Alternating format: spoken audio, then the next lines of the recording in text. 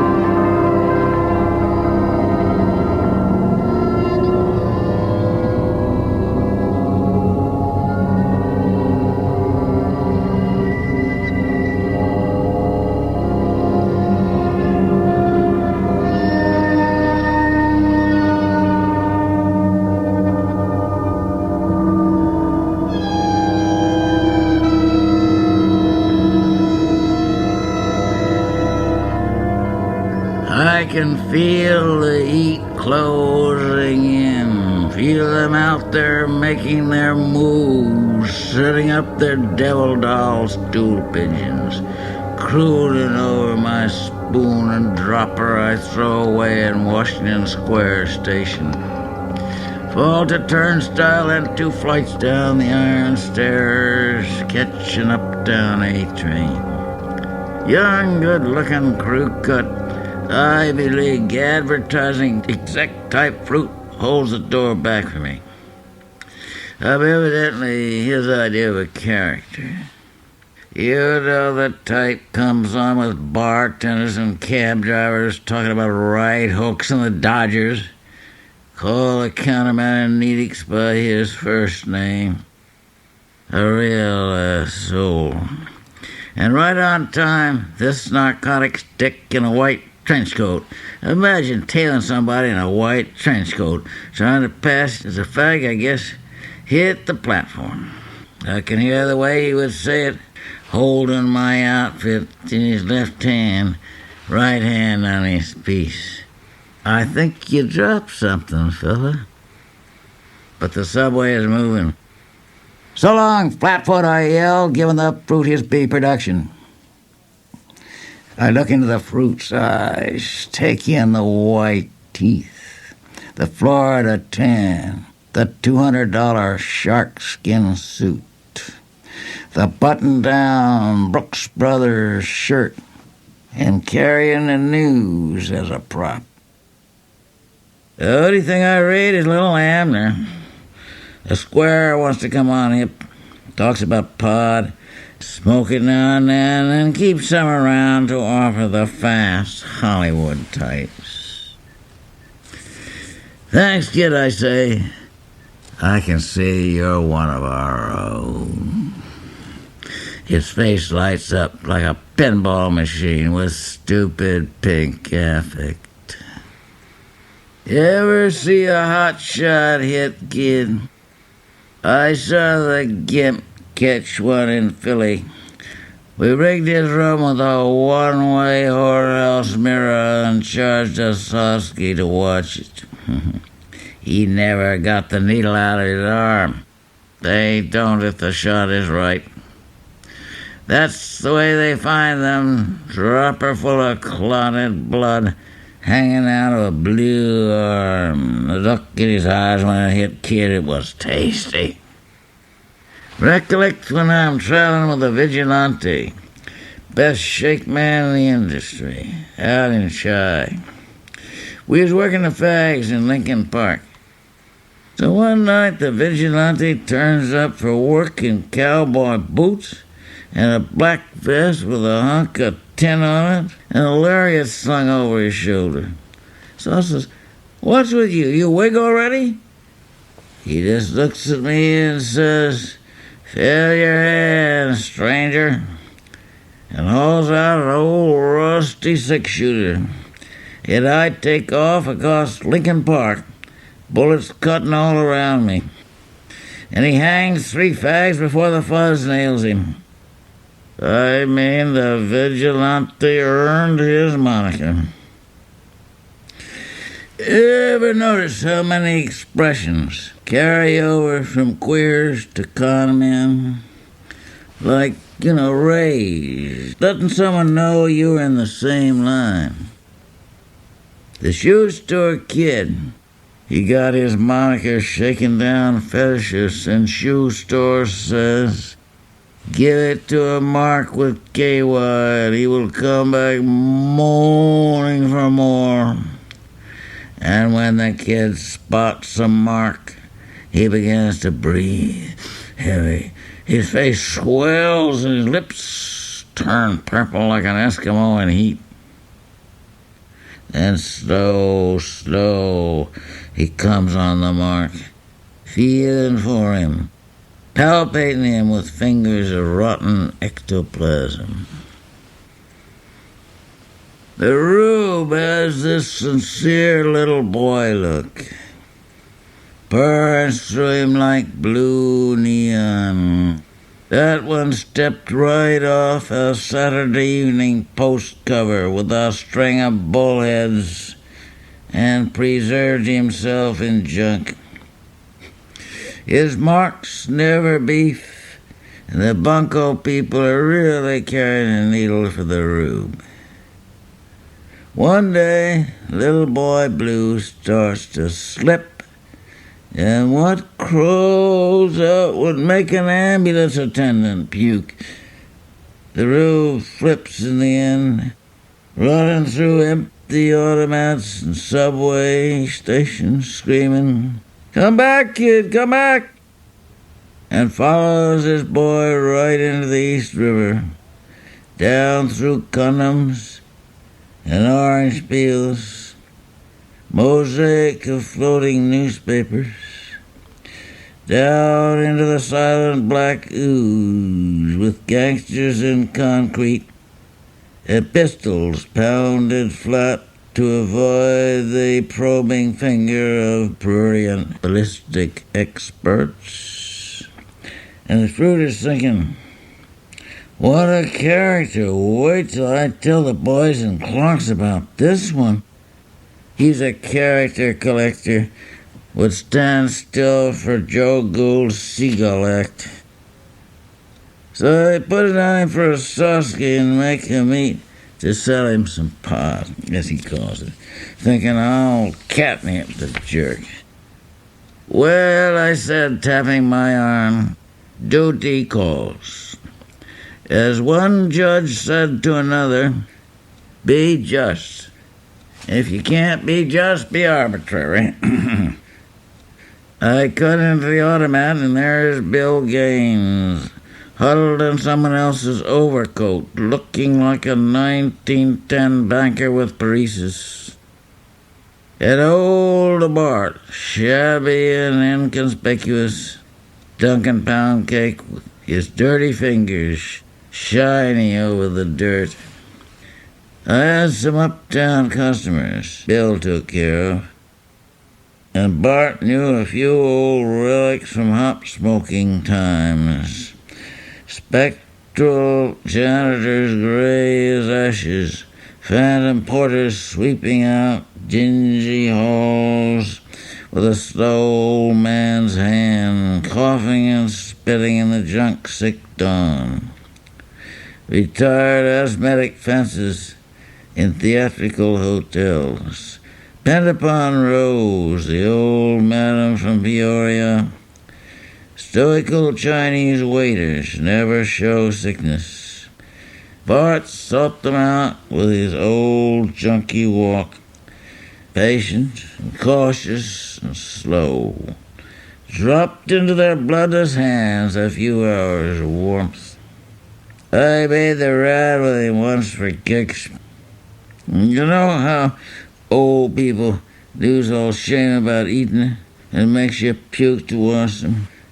Old junkies the same about junk. They gibber and squeal at sight of it. The spit hangs off their chins and their stomachs rumble, and all their guts grind in peristalsis while they cook up, dissolving the body's decent skin. You expect any moment a great blob of protoplasm will plop right out and surround the junk, really disgust you to see it. Well, my boys will be like that one day, I thought philosophically. Isn't life peculiar? So back downtown by the Sheridan Square station, in case the dick is lurking in the broom closet. Well, the fuzz has my spoon and dropper, and I know they're covered in on my frequency, led by this blind pigeon known as Willie the Disc. Willie has a round disc mouth, lined with sensitive erectile black hairs. He is blind from shooting in the eyeball, his nose and palate eaten away, sniffing H. His body a mass of scar tissue, hard and dry as wood. He can only eat the shit now with that mouth. Sometimes sways out on a long tube of ectoplasm, feeling for the silent frequency of junk.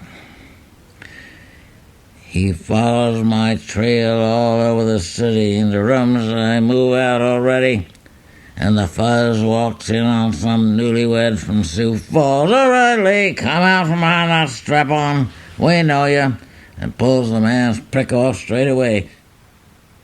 Now Willie's getting hot. You can hear him always out there in darkness. He only functions at night, whimpering, and feel the terrible urgency of that blind, seeking mouth. When they move in for the bust, Willie goes all out of control, and his mouth eats a hole right through the door. If the cops weren't there to restrain him, with a stock probe he would suck the juice right out of every junkie he ran down. I knew, and everybody else knew. They had the disc on me. And if my kid customers ever hit the stand, he forced me to commit all kind of awful sex acts in return for junk. I knew I could kiss the street goodbye. So we stock up on H, buy a second-hand Studebaker, and head west.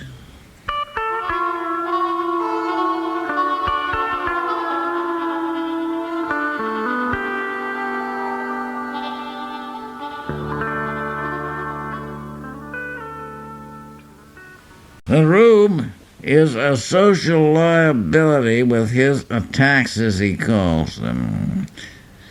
The mark inside was coming up on him, and that's the rumble nobody can cool. Outside Philly jumps out to con a prowl car, and the fuzz takes one look at his face and busts all of us. The Rube's attacks become a habitual condition. Cops, doormen, dog secretaries snarl at his approach. The blonde god has fallen to untouchable vileness. Con men don't change. They break. They shatter.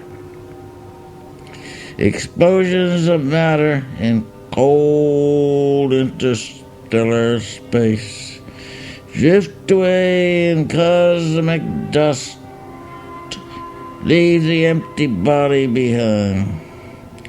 Hustlers of the world, there is one mark you cannot beat.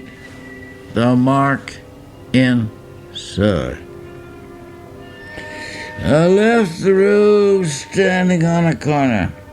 Red brick slums to the sky under a steady rain of soot.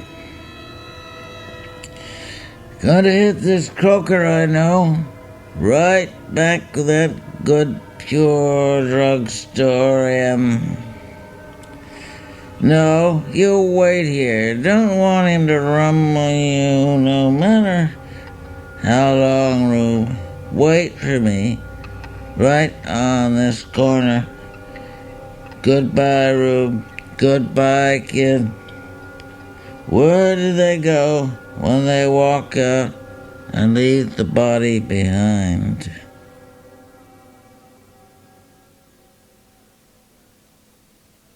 Chicago, invisible hierarchy of decorticated wops. Smell of atrophied gangsters. Earthbound ghost hit you at North and Halstead. Cicero, Lincoln Park. Panhandler dreams. Past invading the present. Rancid magic of slot machines and roadhouses. Into the interior. A vast subdivision antennae of television to the meaningless sky. In life-proof houses, they hover over the young. Sop up a little of what they shut out. Oh, to the young, bring anything in, and they are not young very long. Illinois and Missouri. Miasma of mound-building peoples, groveling worship of the food source, cruel and ugly festivals, dead-end horror of the centipede god. It reaches from Moundville to the lunar deserts of coastal Peru. America is not a young land. It is old and dirty and evil.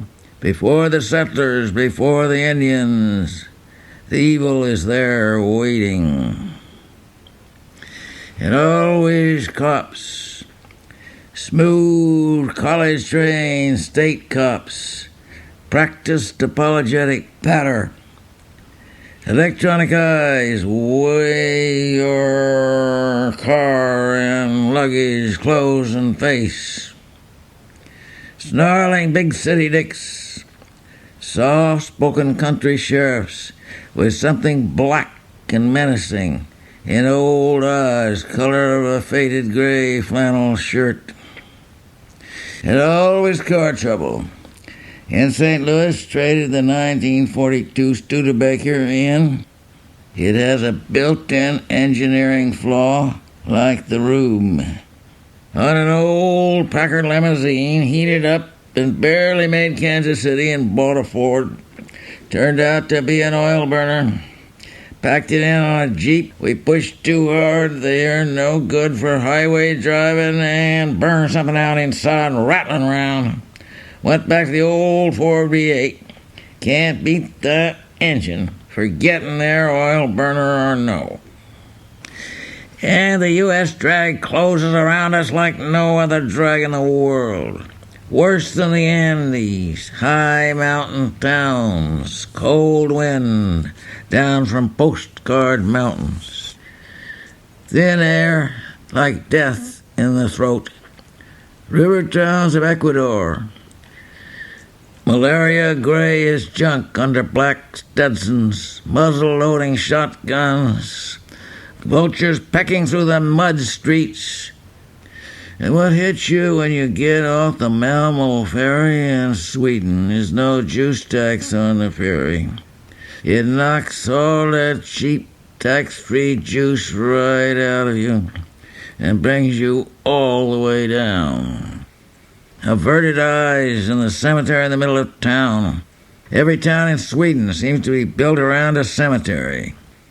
And nothing to do in the afternoon, not a bar, not a movie.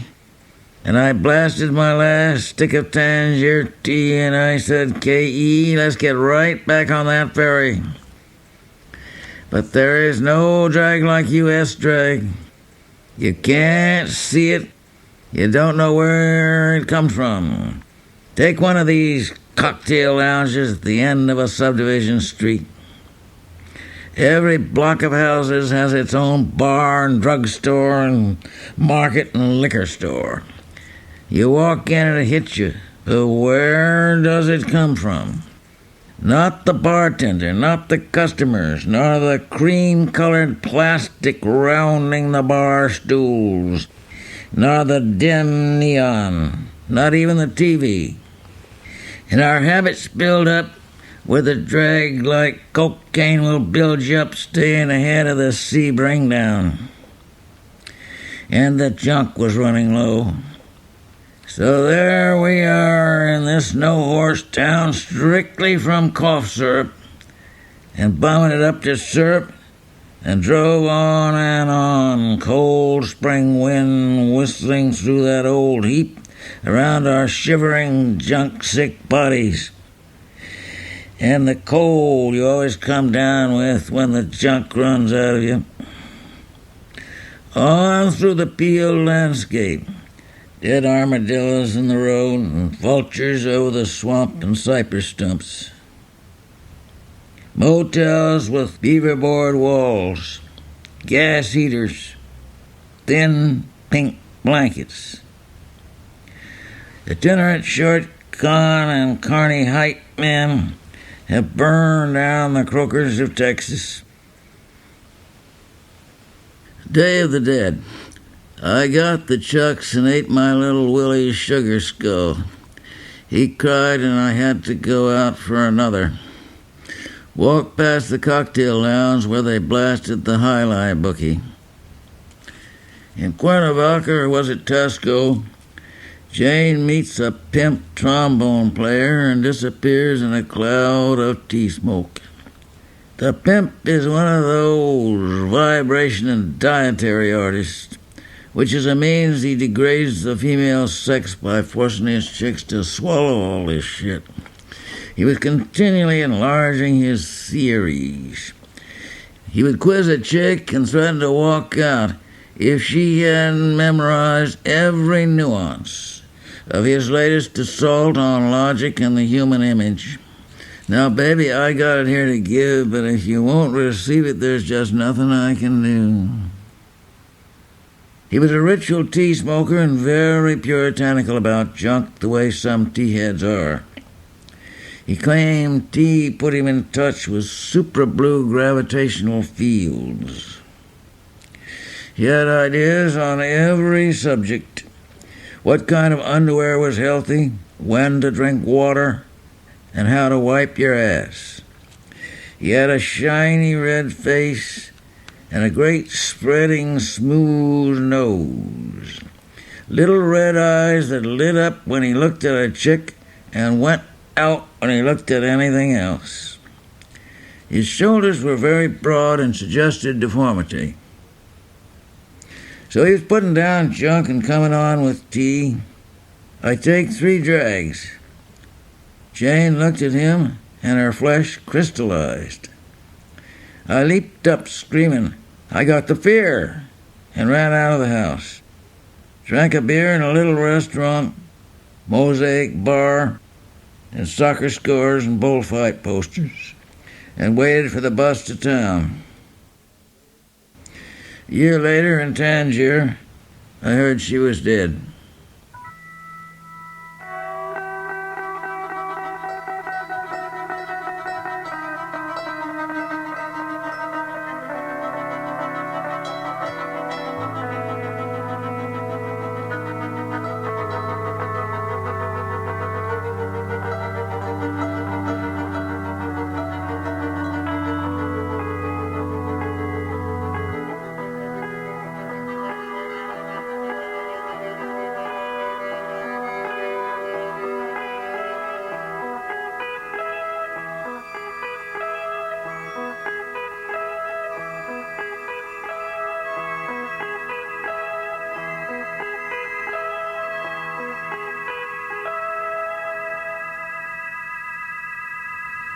Benway.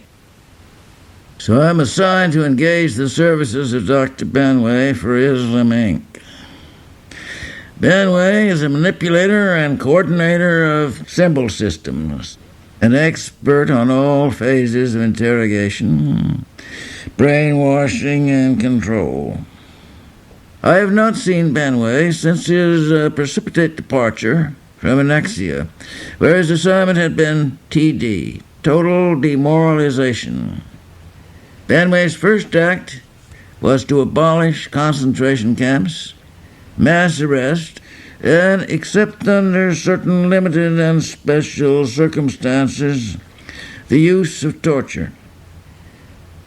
"I deplore brutality," he said. "It's not efficient. On the other hand, prolonged mistreatment, short of physical violence, gives rise, when skillfully applied, to anxiety and a feeling of special guilt. A few rules or other guiding principles are to be borne in mind. The subject must not realize that the mistreatment is a deliberate attack of an anti-human enemy on his personal identity. He must be made to feel that he deserves any treatment he receives, because there is something, never specified, horribly wrong with him. The naked need of the control addicts must be decently covered by an arbitrary and intricate bureaucracy, so that the subject cannot contact his enemy direct. As regards the interrogation of suspects, Spanway has this to say. While in general I avoid the use of torture localizes the opponent and mobilizes resistance.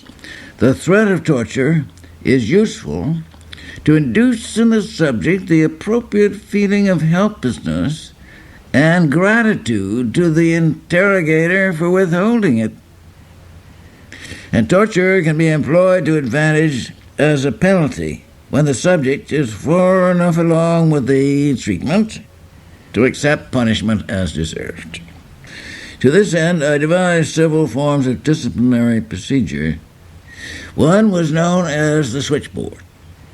Electric drills that can be turned on at any time are clamped against the subject's teeth, and he is instructed to operate an arbitrary switchboard to put certain connections in certain sockets in response to bells and lights. Every time he makes a mistake, the drills are turned on for 20 seconds.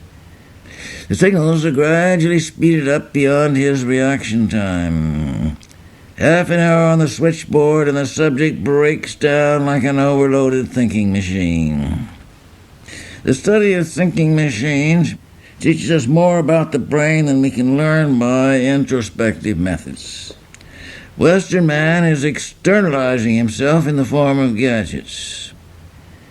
Squatting on old bones and excrement and rusty iron, in a white blaze of heat, a panorama of naked idiots stretches to the horizon.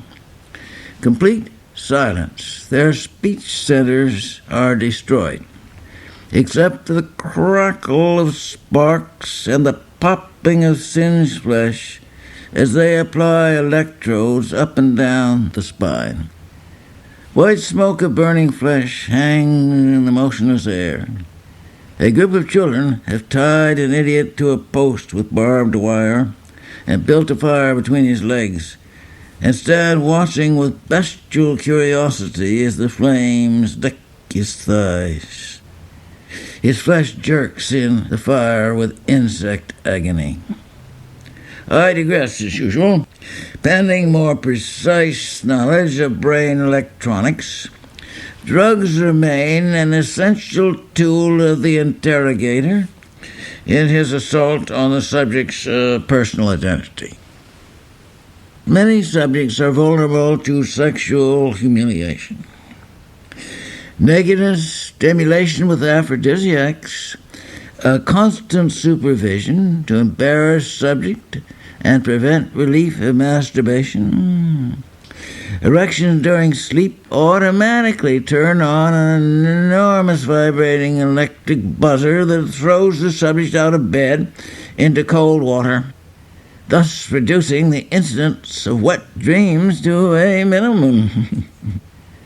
Kicks to hypnotize a priest and tell him he's about to consummate a hypostatic union with a lamb, then steer a randy old sheep up his ass. After that, the interrogator can gain complete hypnotic control. The subject will come at his whistle, sit on the floor if he but say, "Open sesame." Needless to say, the sex humiliation angle is contraindicated for overt homosexuals. I mean, let's keep our eye on the ball here and remember the old party line. Never know who's listening in.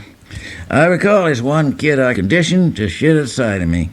Then I wash his ass and screw him. It was real tasty, and he was a lovely fella, too. And sometimes a subject will burst into boyish tears because he can't keep from ejaculating when you screw him. Well, as you can plainly see, the possibilities are endless, like meandering paths in a great, big, beautiful garden. We are walking down a long, white hall. Benway's voice drifts into my consciousness from no particular place. A disembodied voice that is sometimes loud and clear, sometimes barely audible, like music down a windy street. We must never forget our glorious Samian heritage. Doc Brubeck was party in a second part. A retired abortionist and junk pusher, he was a veterinarian actually, recalled to service during the manpower shortage. Well, Doc had been in the hospital kitchen all morning, goosing the nurses and tanking up on coal gas and clim. And just before the operation, he sneaked a double shot of nutmeg to nerve himself up. I had a yahe hang over me and in no condition to take any of Braubeck's shit. First thing he comes on with, I should start the incision from the back instead of the front, muttering some garbled nonsense about being sure to cut out the gallbladder and would fuck up the meat. Thought he was on the farm cleaning a chicken. I told him to go put his head back in the oven. Whereupon he had the effrontery to push my hand, severing the patient's femoral artery. Blood spurted up and blinded the anesthetist, who ran out through the hall screaming. Brubeck tried to knee me in the groin, and I managed to hamstring him with my scalpel. He crawled about the floor, stabbing at my feet and legs. Violet, that's my baboon assistant, only woman I ever cared a damn about, really wigged. I climbed up on the table and poised myself to jump on Brubeck with both feet and stomp him when the cops rushed in. Well, this rumble in the operating room, this unspeakable occurrence, as the super put it, you might say was the blow-off. The wolfpack was closing for the kill. A crucifixion, that's the only word for it. Of course, I'd made a few dumb heights here and there, who hasn't? There was the time me and the anesthetist drank up all the ether and the patient came up on us. And I was accused of cutting the cocaine with Saniflush. Violet did it, actually, but had to protect her, of course. So the wind-up is we are all drummed out of the industry. Not that Violet was a bona fide croaker. Neither was Braubeck. For that matter, even my own certificate was called in question. But Violet knew more medicine than the Mayo Clinic. She had an extraordinary intuition and a high sense of duty. So there I was, flat on my ass with no certificate. Should I turn to another trade? No, doctoring was in my blood. I managed to keep up my habit performing cut-rate abortions in subway toilets. I even descended to hustling pregnant women in the public streets. It was positively unethical. Then I met a great guy, Placenta Juan, the afterbirth tycoon.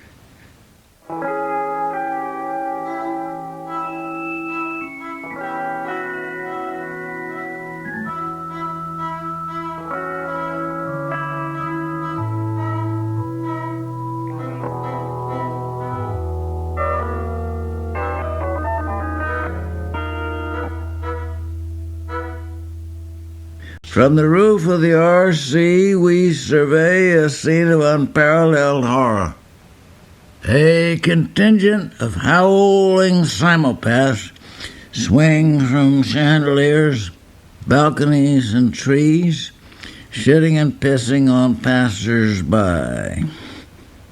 A simulpath, the technical name for this disorder escapes me, is a citizen convinced he is an ape or other simian. It is a disorder peculiar to the army, and discharge cures it. And mooks trot along cutting off heads, faces sweet and remote with a dreamy half-smile. Citizens with incipient bangutot clutch their penises and call on the tourists for help. Arab riders yipe and howl, castrating, disemboweling, throw burning gasoline. Dancing boys strip-tease with intestines. Women stick severed genitals in their cunts, grind, bump, and flick it at the man of their choice. Religious fanatics harangue the crowd from helicopters and rain stone tablets on their heads, inscribed with meaningless messages. Leopard men tear people to pieces with iron claws, coughing and grunting. Quack-udal cannibal society initiates bite off noses and ears. A coprophage calls for a plate, shits on it, and eats the shit, exclaiming, that's my rich substance. Gentle reader, the ugliness of this spectacle buggers description. Who can be a cringing, pissing coward, yet vicious as a purple-assed mandrill, alternating these deplorable conditions like vaudeville skits? Who can shit on a fallen adversary who, dying, eats the shit and screams with joy? Who can hang a weak passive and catch his sperm in mouth like a vicious dog?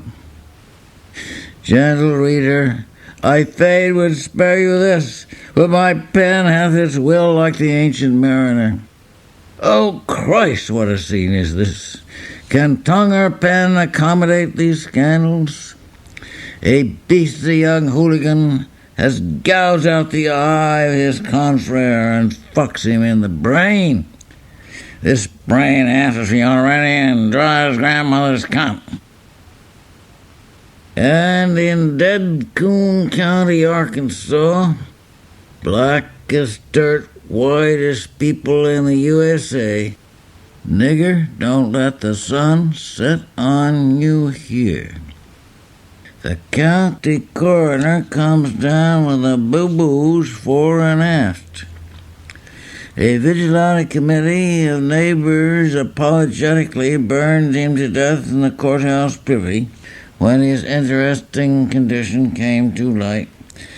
Now, Clem, just think of yourself as a cow with the aftosa, or a poulton with the foul pest. Don't crowd too close, boys. His intestines are subject to explode in the fire. Rock and roll adolescent hoodlums storm the streets of all nations. They rush into the Louvre and throw acid in the Mona Lisa's face. They open zoos, insane asylums, prisons, burst water mains with air hammers, chop the floor out of passenger plane lavatories, shoot out lighthouses, file elevator cables to one thin wire, turn sewers into the water supply, throw sharks and stingrays, electric eels, and kangaroo into swimming pools. Kangaroo is a small eel-like fish, about 1/4 inch through and 2 inches long, patronizing certain rivers of ill repute in the greater Amazon basin, will dart up your prick or your asshole or a woman's cunt faute de mieux, and hold itself there by sharp spines, with precisely what motives is not known, since no one has stepped forward to observe the kangaroo's life cycle in situ.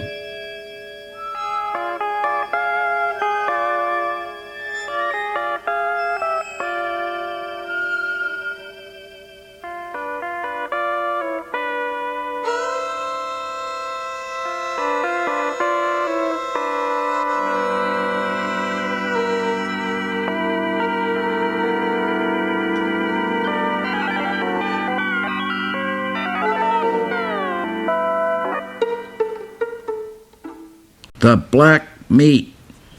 Traffickers in the black meat, flesh of the giant aquatic black centipede, sometimes attaining a length of 6 feet, found in a land of black rocks and iridescent brown lagoons, exhibit paralyzed crustaceans in camouflage pockets of the plaza, visible only to the meat eaters.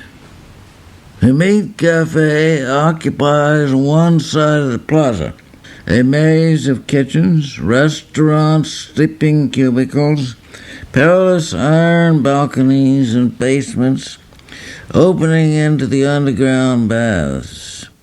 On stools covered in white satin sit naked mugwumps, sucking translucent colored syrups through alabaster straws. Mugwumps have no liver and nourish themselves exclusively on sweets. Thin purple-blue lips cover a razor-sharp beak of black bone, with which they frequently tear each other to shreds in fights over clients.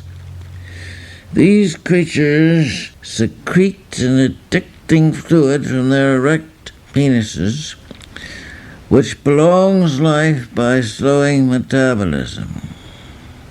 In fact, all longevity agents have proved addicting in exact ratio to their effectiveness in prolonging life.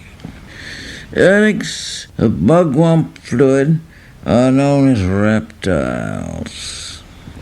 A number of these flow over chairs with their flexible bones and black-pink flesh, a fan of green cartilage covered with hollow rectile hairs through which the reptiles absorb the fluid, sprouts from behind each ear. The fans, which move from time to time, touched by invisible currents, serve also some form of communication known only to reptiles. During the biennial panics, when the raw-peeled dream police storm the city, the mugwumps take refuge in the deepest crevices of the wall, sealing themselves in clay cubicles, and remain for weeks in biostasis. In these days of great terror, the reptiles dart about faster and faster, scream past each other at supersonic speed, their flexible skulls flapping in black winds of insect agony. The dream police disintegrate in globs of rotten ectoplasm, swept away by an old junkie, coughing and spitting in the sick morning. The mugwump man comes with alabaster jars of fluid, and the reptiles get smoothed out. The air is once again still and clear as glycerin. The sailor spotted his reptile. He drifted over and ordered a green syrup. The reptile had a little round disc mouth of brown gristle, expressionless green eyes, almost covered by a thin membrane of eyelid. The sailor waited an hour before the creature picked up his presents. Any eggs for Fats? He asked, his words stirring through the reptile's fan hairs. It took 2 hours for the reptile to raise 3 pink, transparent fingers covered with black fuzz. Several meat-eaters lay in vomit, too weak to move. The black meat is like a tainted cheese, overpoweringly delicious and nauseating, so that the eaters eat and vomit and eat again until they fall exhausted. A painted youth slithered in and seized one of the great black claws, sending the sweet, sick smell curling through the cafe.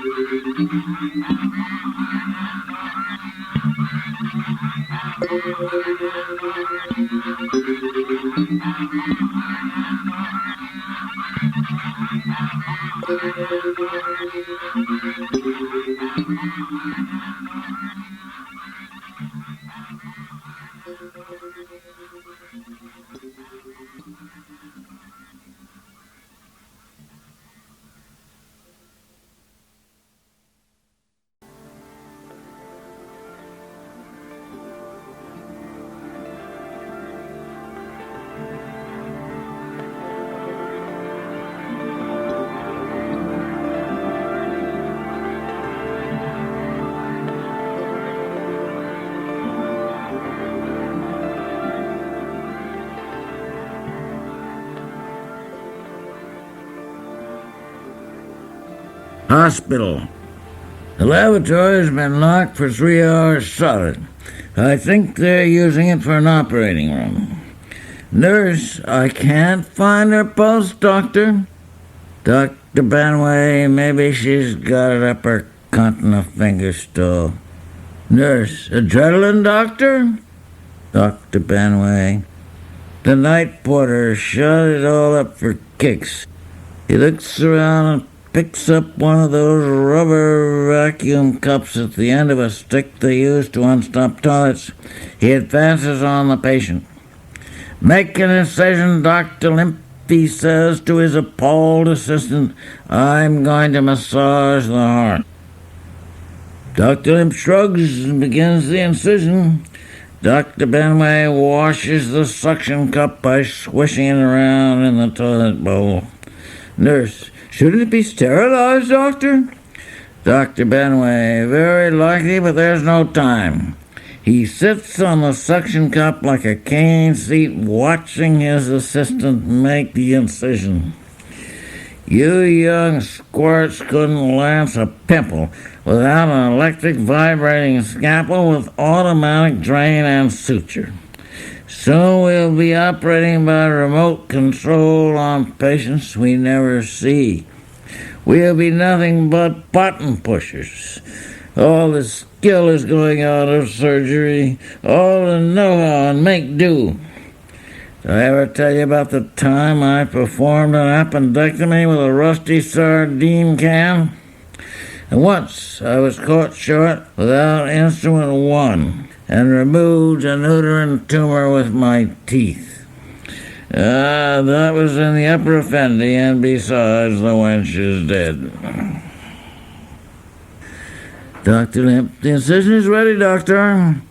Dr. Benway forces the cup into the incision and works it up and down.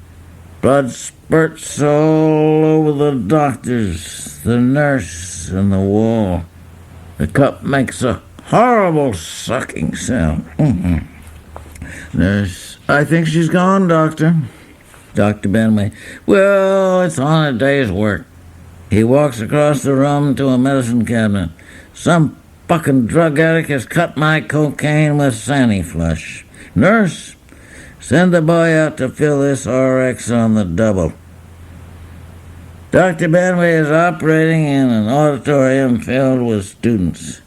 Now, boys, you won't see this operation performed very often. There's a reason for that. You see, it has absolutely no medical value. No one knows what the purpose of it originally was, or if it had a purpose at all. Personally, I think it was a pure artistic creation from the beginning. Just as a bullfighter, with his skill and knowledge, extricates himself from danger he has himself invoked, so in this operation the surgeon deliberately endangers his patient, and then, with incredible speed and celerity, rescues him from death at the last possible split second. Did any of you ever see Dr. Tetrazzini perform? I say perform advisedly, because his operations were performances. He would start by throwing a scalpel across the room into the patient, and then make his entrance like a ballet dancer. His speed was incredible. I don't give them time to die, he would say. Tumors put him in a frenzy of rage. Fucking undisciplined cells, he would snarl, advancing on the tumor like a knife fighter. A young man leaps down into the operating theater and, whipping out a scalpel, advances on the patient. Dr. Benway, and Espontaneo, stop him before he guts my patient.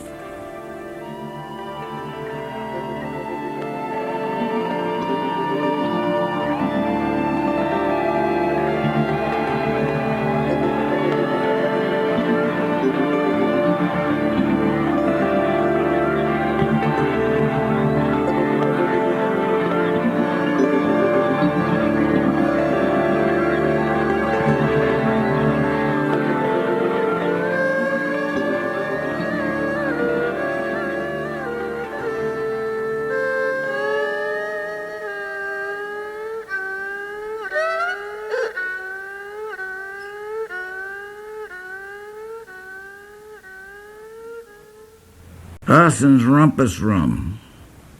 A Near East mugwump sits naked on a bar stool covered in pink silk. He licks warm honey from a crystal goblet with a long black tongue. His genitals are perfectly formed. Circumcised cock, black, shiny pubic hairs. His lips are thin and purple-blue like the lips of a penis. His eyes blank with insect calm. The mugwump has no liver, maintaining himself exclusive on sweets. Mugwump pushed a slender blonde youth to a couch and strip him expertly. Stand up and turn around, he orders in telepathic pictographs.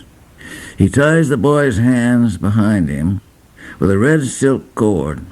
Tonight we make it all the way. No, no, screams the boy. Yes, yes. Cocks ejaculate in silent yes. Mugwump part silk curtains reveal a teakwood gallows against lighted screen of red flint. Gallows is on a dais of Aztec mosaics. The boy crumples to his knees with a long oh, shitting and pissing in terror. He feels the shit warm between his thighs. A great wave of hot blood swells his lips and throat. His body contracts into a fetal position and sperm spurts hot into his face. The mugwump dips hot perfumed water from an alabaster bowl, pensively washes the boy's ass and cock, drying him with a soft blue towel. A warm wind plays over the boy's body and the hairs float free. The mugwump puts a hand under the boy's chest and pulls him to his feet. Holding him by both pinioned elbows, propels him up the steps and under the noose. He stands in front of the boy, holding the noose in both hands. The boy looks into mugwump eyes blank as obsidian mirrors, pools of black blood, glory holes in a toilet wall closing on the last erection. The mugwump slips the noose over the boy's head and tightens the knot caressingly behind the left ear. The boy's penis is retracted, his balls tight. He looks straight ahead, breathing deeply. The mugwump sidles around the boy, goosing him and caressing his genitals in hieroglyphs of mockery. He moves in behind the boy with a series of bumps and shoves his cock up the boy's ass. He stands there, moving in circular gyrations. The guests shush each other, nudge and giggle. Suddenly, the mugwump pushes the boy forward into space, free of his cock. He studies the boy with hands on the hip bones, reaches up with his stylized hieroglyph hands, and snaps the boy's neck. A shudder passes through the boy's body. His penis rises in 3 great surges. Pulling his pelvis up, ejaculates immediately. Green sparks explode behind his eyes. A sweet toothache pain shoots through his neck down the spine to the groin, contracting the body in spasms of delight. His whole body squeezes out through his cock. A final spasm throws a great spurt of sperm across the red screen, like a shooting star. The boy falls with soft, gutty suction through a maze of penny arcades and dirty pictures. A sharp turd shoots clean out his ass. Farts shake his slender body.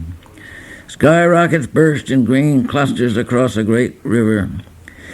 He hears the faint putt-putt of a motorboat in jungle twilight under silent wings of the anaphyllus mosquito.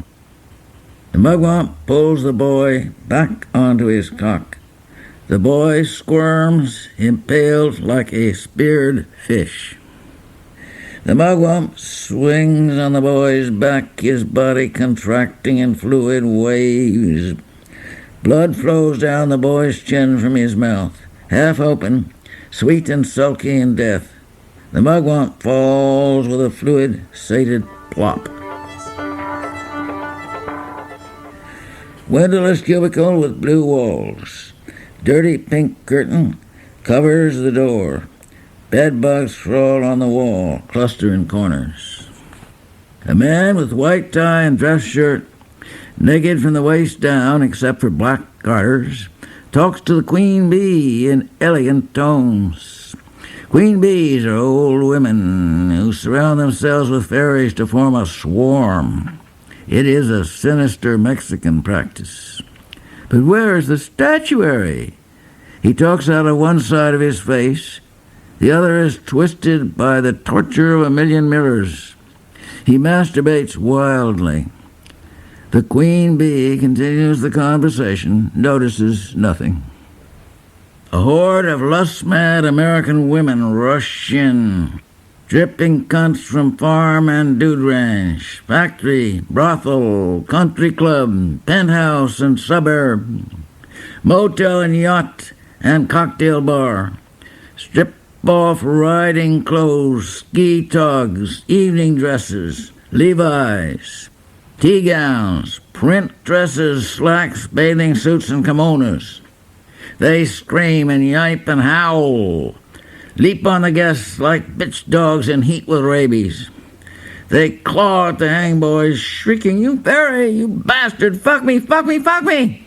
The guests flee screaming, dodge among the hang the boys, overturn iron lungs.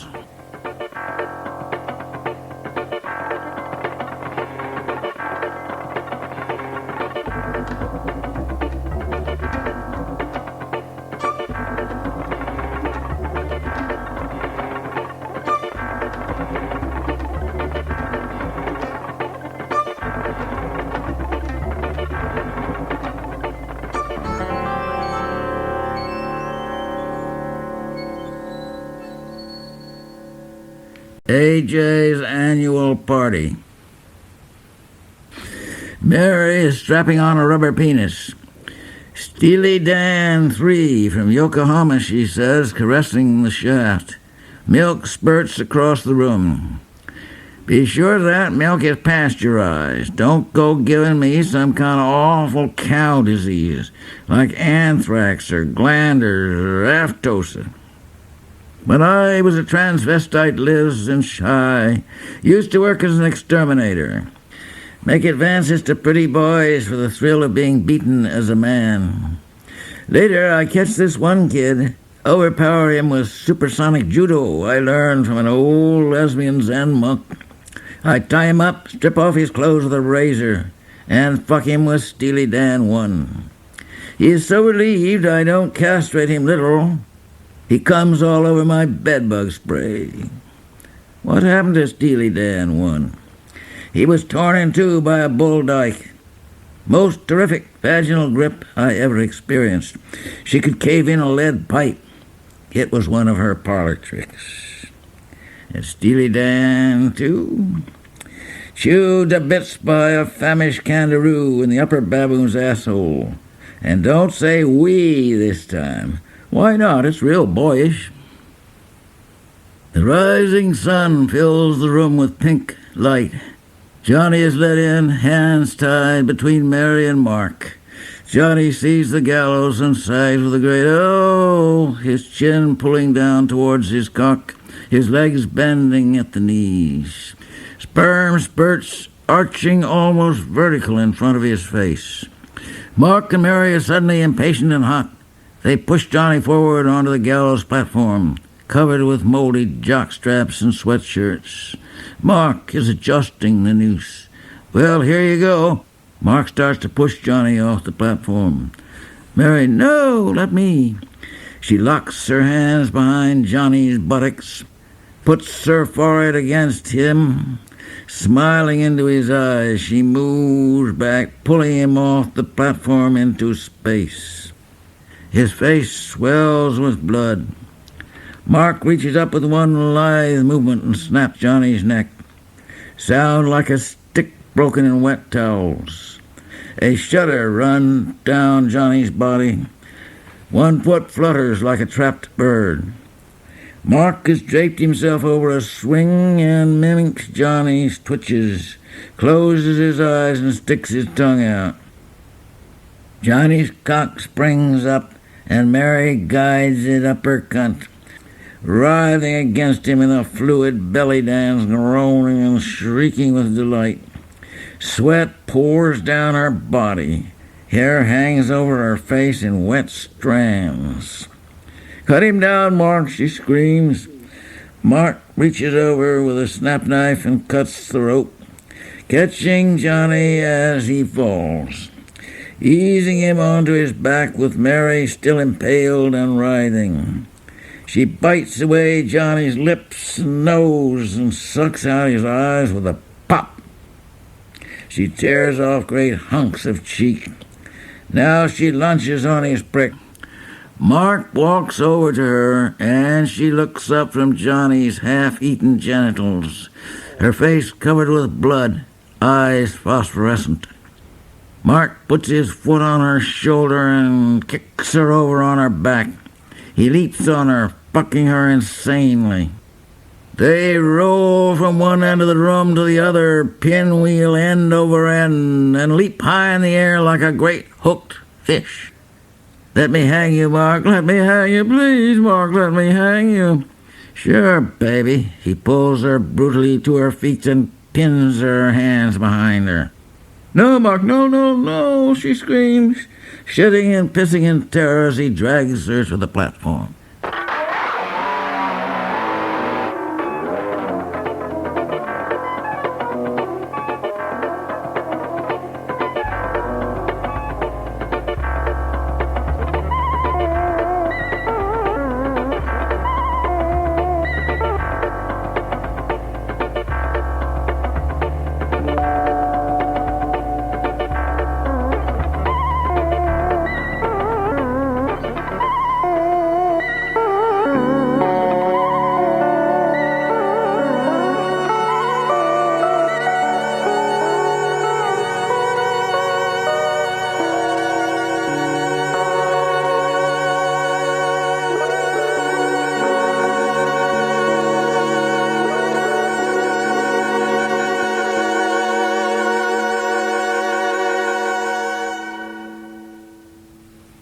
Meeting of International Conference of Technological Psychiatry. Dr. Finger Schaefer, the lobotomy kid, rises and turns on the conference the cold blue blast of his gaze. Gentlemen, the human nervous system can be reduced to a compact and abbreviated spinal column. The brain, front, middle, and rear, must follow the adenoid, the wisdom tooth, the appendix. I give you my masterwork, the complete all-American de-anxietized man. Blast of trumpets. The man is carried in naked by two Negro bearers who drop him on the platform with bestial, sneering brutality. The man wriggles. His flesh turns to viscid, transparent jelly that drifts away in green mist, unveiling a monster black centipede. Waves of unknown stench fill the room, searing the lungs, grabbing the stomach.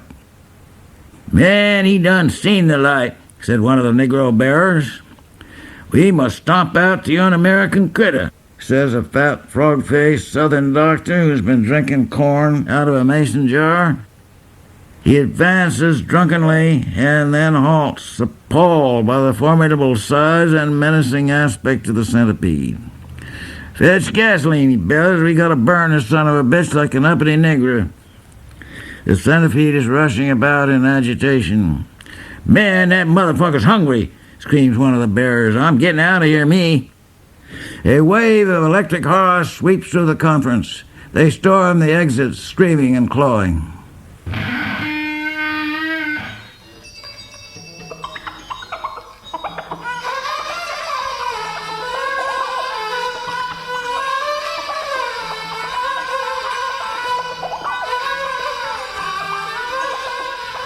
The market. Panorama of the city of Interzone. A composite city where all human potentials are spread out in a vast silent market. Minarets, palms, mountains, jungle, a sluggish river jumping with vicious fish. Vast weed-grown parks where boys lie in the grass, play cryptic games. Not a locked door in the city. Anyone comes into your room at any time. The chief of police is a Chinese who picks his teeth and listens to denunciations presented by a lunatic. Every now and then the Chinese takes the toothpick out of his mouth and looks at the end of it. Hipsters with smooth, copper-colored faces lounge in doorways, twisting shrunk heads on gold chains, their faces blank with an insect's unseeing calm. All houses in the city are joined. Houses of sod. High mountain Mongols blink in smoky doorways.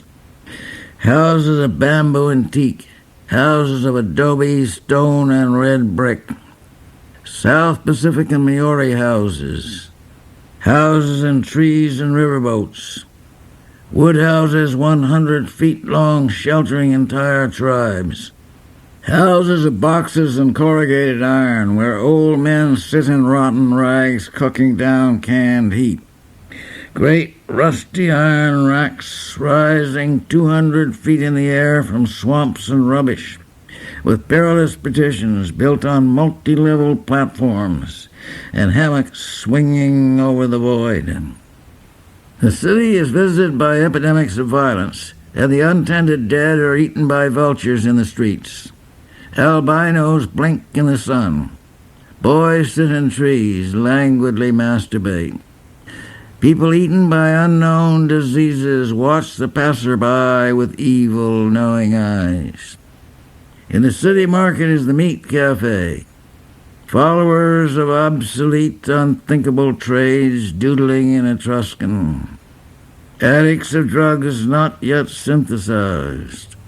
Pushers of souped-up harmelin. Junk reduced to pure habit offering precarious vegetable serenity. Liquids to induce Lata. Tithonian longevity serums. Black marketeers of World War III.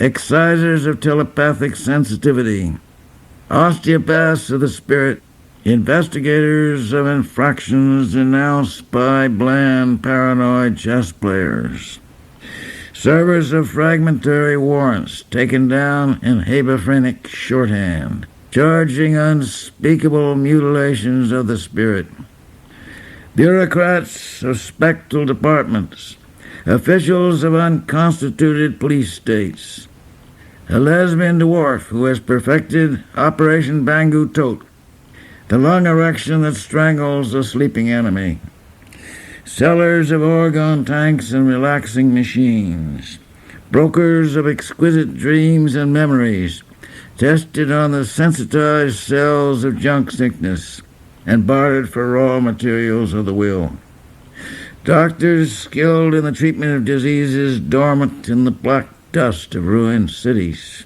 gathering virulence in the white blood of eyeless worms, feeling slowly to the surface in the human host, maladies of the ocean floor and the stratosphere, maladies of the laboratory and atomic war, a place where the unknown past and the emergent future meet in a vibrating, soundless hum, larval entities waiting for a live one. A funeral passes through the market. Black coffin, Arabic inscriptions in filigreed silver, carried by 4 pallbearers, procession of mourners singing the funeral song. Clem and Jody falling beside them carrying coffin. The corpse of a hog bursts out of it. The hog is dressed in a jalaba. A keef pipe juts from its mouth. One hoof holds a packet of feezy pictures. A mezuzah hangs about its neck. Inscribed on the coffin, this was the noblest Arab of them all. They sing hideous parody of the funeral song in false Arabic. Jody can do a fake Chinese spiel that'll just kid you, like a hysterical ventriloquist dummy. In fact, he precipitated an anti-foreign riot in Shanghai that claimed 3,000 casualties. Stand up, Gertie, and show respect for the local gooks. I suppose one should. My dear, I'm working on the most marvelous invention. A boy who disappears as soon as you come, leaving a smell of burning leaves and a sound effect of distant train whistles. This you gotta hear. Boy in Los Angeles, 15-year-old. Father decided it's time the boy have his first piece of ass.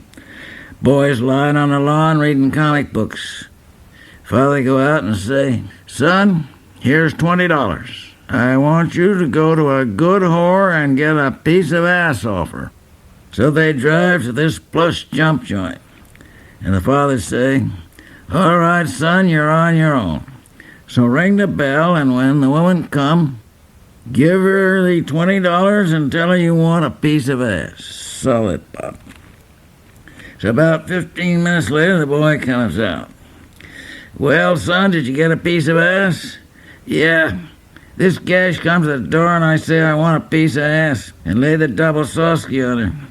We go up to her trap and she removed her dry goods. So I switched my blade and cut a big hunk off her ass. She raised up beef like I am reduced to pull off one shoe and beat her brains out. Then I hump her for kicks." Another installment in the adventures of Clem Snide, the private asshole. So I walk in the joint and this female hustler sits at the bar. And I think, oh God, you're pool deluxe already. I mean, it's like I see the gash before, so I don't pay her no mind at first. Then I dig she is rubbing her legs together and working her feet up behind her head. Shoves it down to give herself a douche job with a gadget sticks out of her nose, the way a body can't help but notice. Iris, half Chinese and half Negro, addicted to dehydroxyheroin, takes a shot every 15 minutes, to which end she leaves droppers and needles sticking out all over her. The needles rust in her dry flesh, which here and there has grown completely over a joint to form a smooth green-brown wen. On the table in front of her is a samovar of tea and a 20-pound hamper of brown sugar. No one has ever seen her eat anything else. It is only just before a shot that she hears what anyone says or talks herself. Then she makes some flat, factual statement relative to her own person. My asshole is occluding. My cunt got terrible green juices. Iris is one of Benway's projects. The human body can run on sugar alone, goddammit. I'm aware that certain of my learned colleagues who are tempted to belittle my genius work claim that I put vitamins and proteins into Iris's sugar clandestinely. I challenge these nameless assholes to crawl up out of their latrines and run a spot analysis on Iris's sugar and her tea. Iris is a wholesome American cunt. I deny categorically that she nourishes herself on semen. And let me take this opportunity to state that I am a reputable scientist, not a charlatan, a lunatic, or a pretended worker of miracles. I never claimed that Iris could subsist exclusively on photosynthesis. I did not say she could breathe in carbon dioxide and give off oxygen. I confess I have been tempted to experiment, being of course restrained by my medical ethics. In short, the vile slanders of my creeping opponents will inevitably fall back onto them and come to roost like a homing stool pigeon.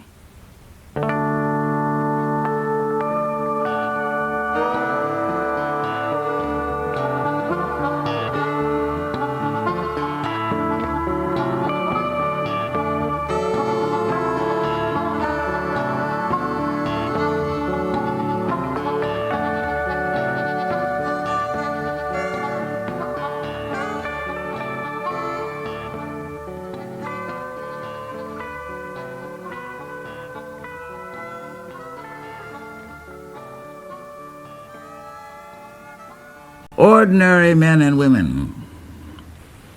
So this elegant faggot comes to New York from Cunt Lick, Texas, and he is the most piss-elegant fag of them all.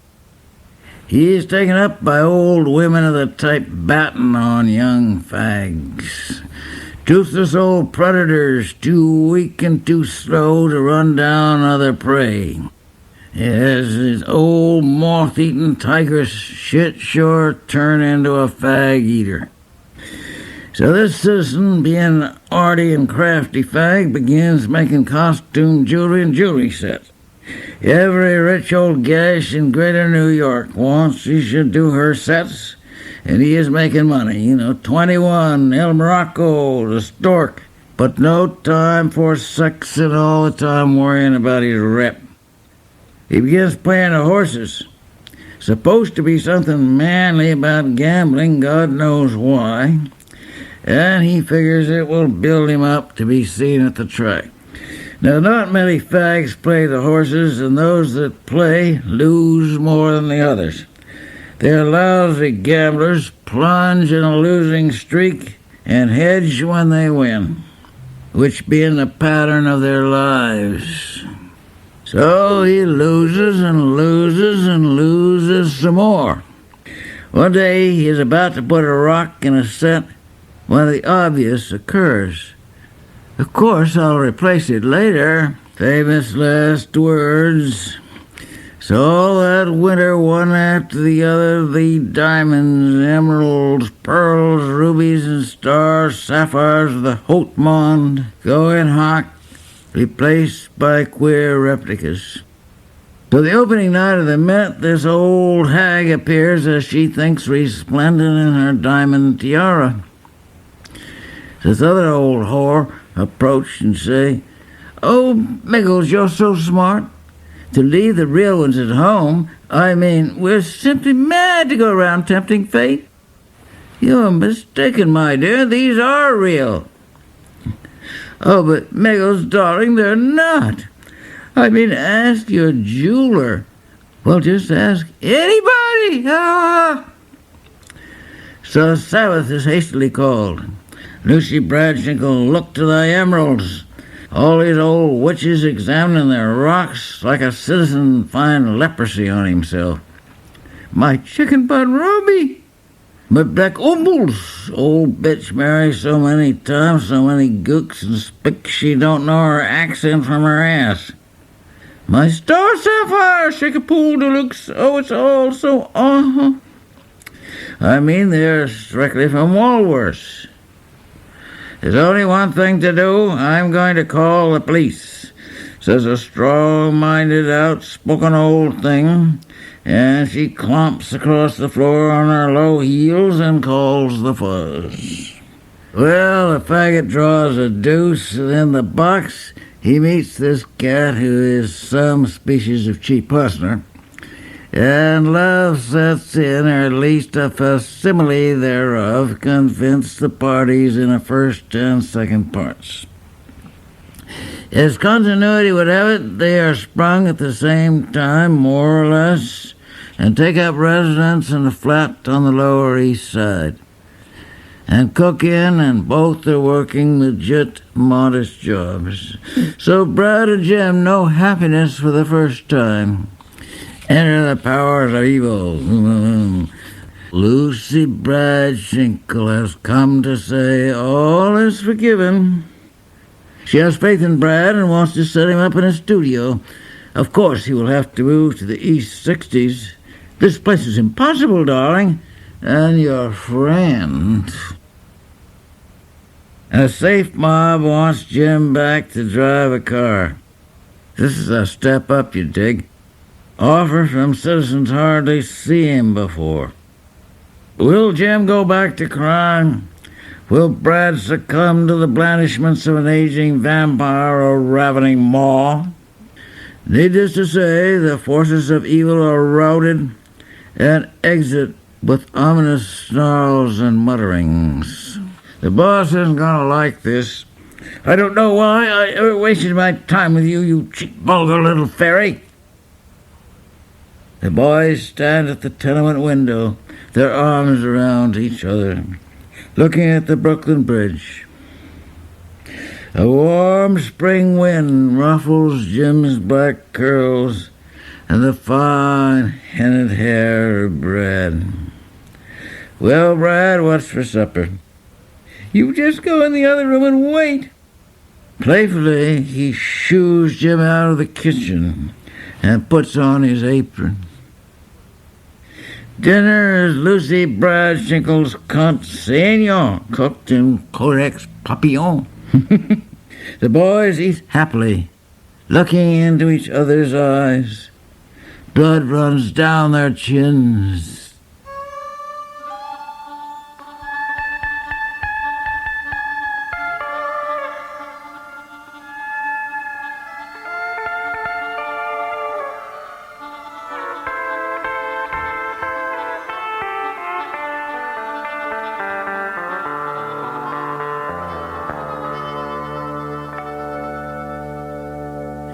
Did I ever tell you about the man who taught his asshole to talk? His whole abdomen would move up and down, you dig, farting out the words. It was unlike anything I ever heard. This ass talk had a sort of gut frequency. It hit you right down there like you gotta go. You know when the old colon gives you the elbow and you feel sort of cold inside and you know all you have to do is turn loose? Well, this talking hits you right down there, a bubbly, thick, stagnant sound, a sound you could smell. This man worked for a carnival, you dig, and to start with, it was like a novelty ventriloquist act. Real funny, too, at first. He had a number he called a better old. It was a scream, I tell you. I forget most of it. but it was clever. Like, "Oh, say, are you still down there, old thing?" "No, I had to go relieve myself." After a while, the ass started talking on its own. He would go in without anything prepared, and his ass would ad-lib and toss the gags back at him every time. Then it developed sort of teeth like little raspy incurving hooks and started eating.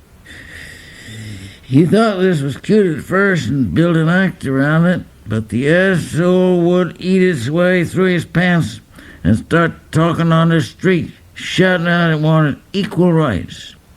Yeah, it would get drunk too and have crying jags. Nobody loved it and it wanted to be kissed same as any other mouth. Finally it talked all the time, day and night. You could hear him for blocks screaming at it to shut up and beating it with his fist and sticking candles up it. But nothing did any good. And the asshole said to him, "It's you who will shut up in the end, not me. Because we don't need you around here anymore. I can talk and eat and shit." After that, he began waking up in the morning with a transparent jelly like a tadpole's tail all over his mouth. This jelly was what the scientists call UNDT, undifferentiated tissue, which can grow into any kind of flesh on the human body. He would tear it off his mouth, and the pieces would stick to his hands like burning gasoline jelly and grow there. Grow anywhere on him, a glob of it fell. So finally his mouth sealed over and the whole head would have amputated spontaneous. Did you know that this condition occurs in parts of Africa and only among Negroes where the little toe amputates spontaneously? Except for the eyes, you dig. That's one thing the asshole couldn't do was see. It needed the eyes. But nerve connections were blocked and infiltrated and atrophied so the brain couldn't give orders anymore. It was trapped in the skull, sealed off. For a while you could see the silent, helpless suffering of the brain behind the eyes. Then finally the brain must have died because the eyes went out, and there was no more feeling in them than a crab's eye on the end of a stalk.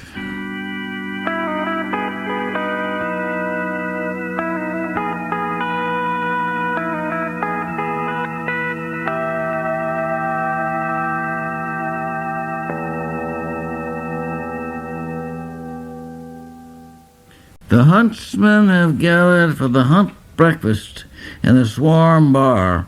They hang out for elegant pansies. Huntsmen strut about with imbecile narcissism in black leather jackets and studded belts, flexing their muscles for the fags to feel. They all wear enormous falsy baskets. Every now and then one of them throws a fag to the floor and pisses on him. They are drinking Victory Punch, compounded of paregoric, Spanish fly, heavy black rum, Napoleon brandy and canned heat. The punch is served from a great hollow gold baboon, crouched in snarling terror, snapping at a spear in its side. You twist the baboon's balls and the punch runs out his cock. From time to time, hot hors d'oeuvres pop out the baboon's ass with a loud farting noise. When this happens, the huntsmen roar with bestial laughter, and the fags shriek and twitch. Master of the hunt is Captain Everard, who was drummed out of the Queen's 69th for palming a jockstrap in a game of strip poker. Motorcycles careening, jumping, overturning, spitting, shrieking, shitting baboons fighting hand to hand with the huntsman, Riderless cycles scrabbling about in the dust like crippled insects, attacking baboon and huntsman. The party leader rides in triumph through yipping crowds.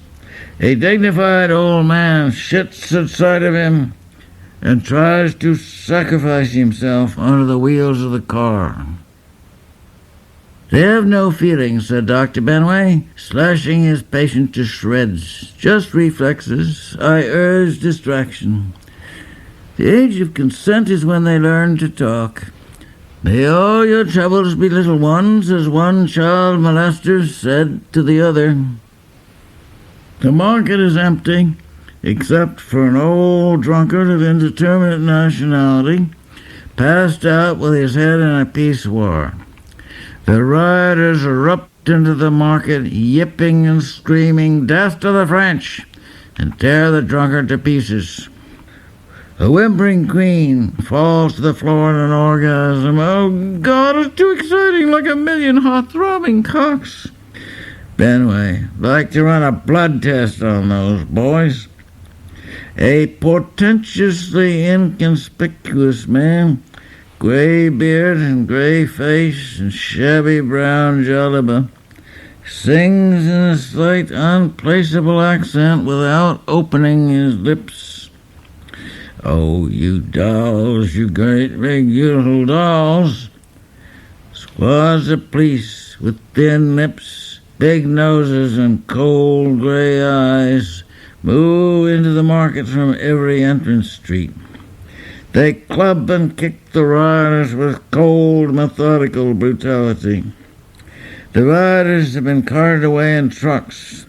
The shutters go up and the citizens of Interzone step out into the square, littered with teeth and sandals and slippery with blood.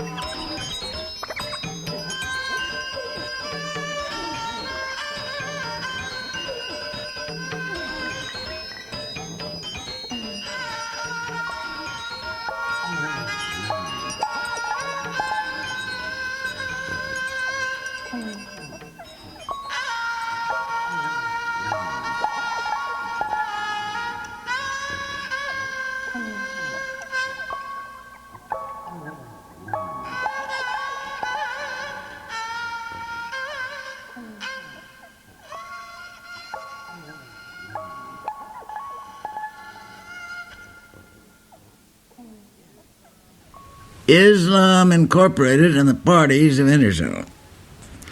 I was working for an outfit known as Islam Inc., financed by A.J., the notorious merchant of sex, who scandalized international society when he appeared at the Duc de Ventre's ball as a walking penis covered by a huge condom emblazoned with the A.J. motto, "They shall not pass." "Rather bad taste, old boy," said the Duke, to which A.J. replied, "Up yours with Interzone KY." The reference is to the KY scandal, which was still in a larval state at that time. A.J.'s repartee often refers to future events. He is a master of the delayed squelch. A.J. once reserved a table a year in advance, chez Robert, where a huge icy gourmet broods over the greatest cuisine in the world. So baneful and derogatory is his gaze that many a client, under that withering blast, has rolled on the floor and pissed all over himself in convulsive attempts to ingratiate. So A.J. arrives with 6 Bolivian Indians who chew coca leaves between courses. And when Robert, in all his gourmet majesty, bears down on the table, A.J. looks up and yells, "Hey, boy, bring me some ketchup." 30 gourmets stopped chewing at once. You could have heard a souffle drop.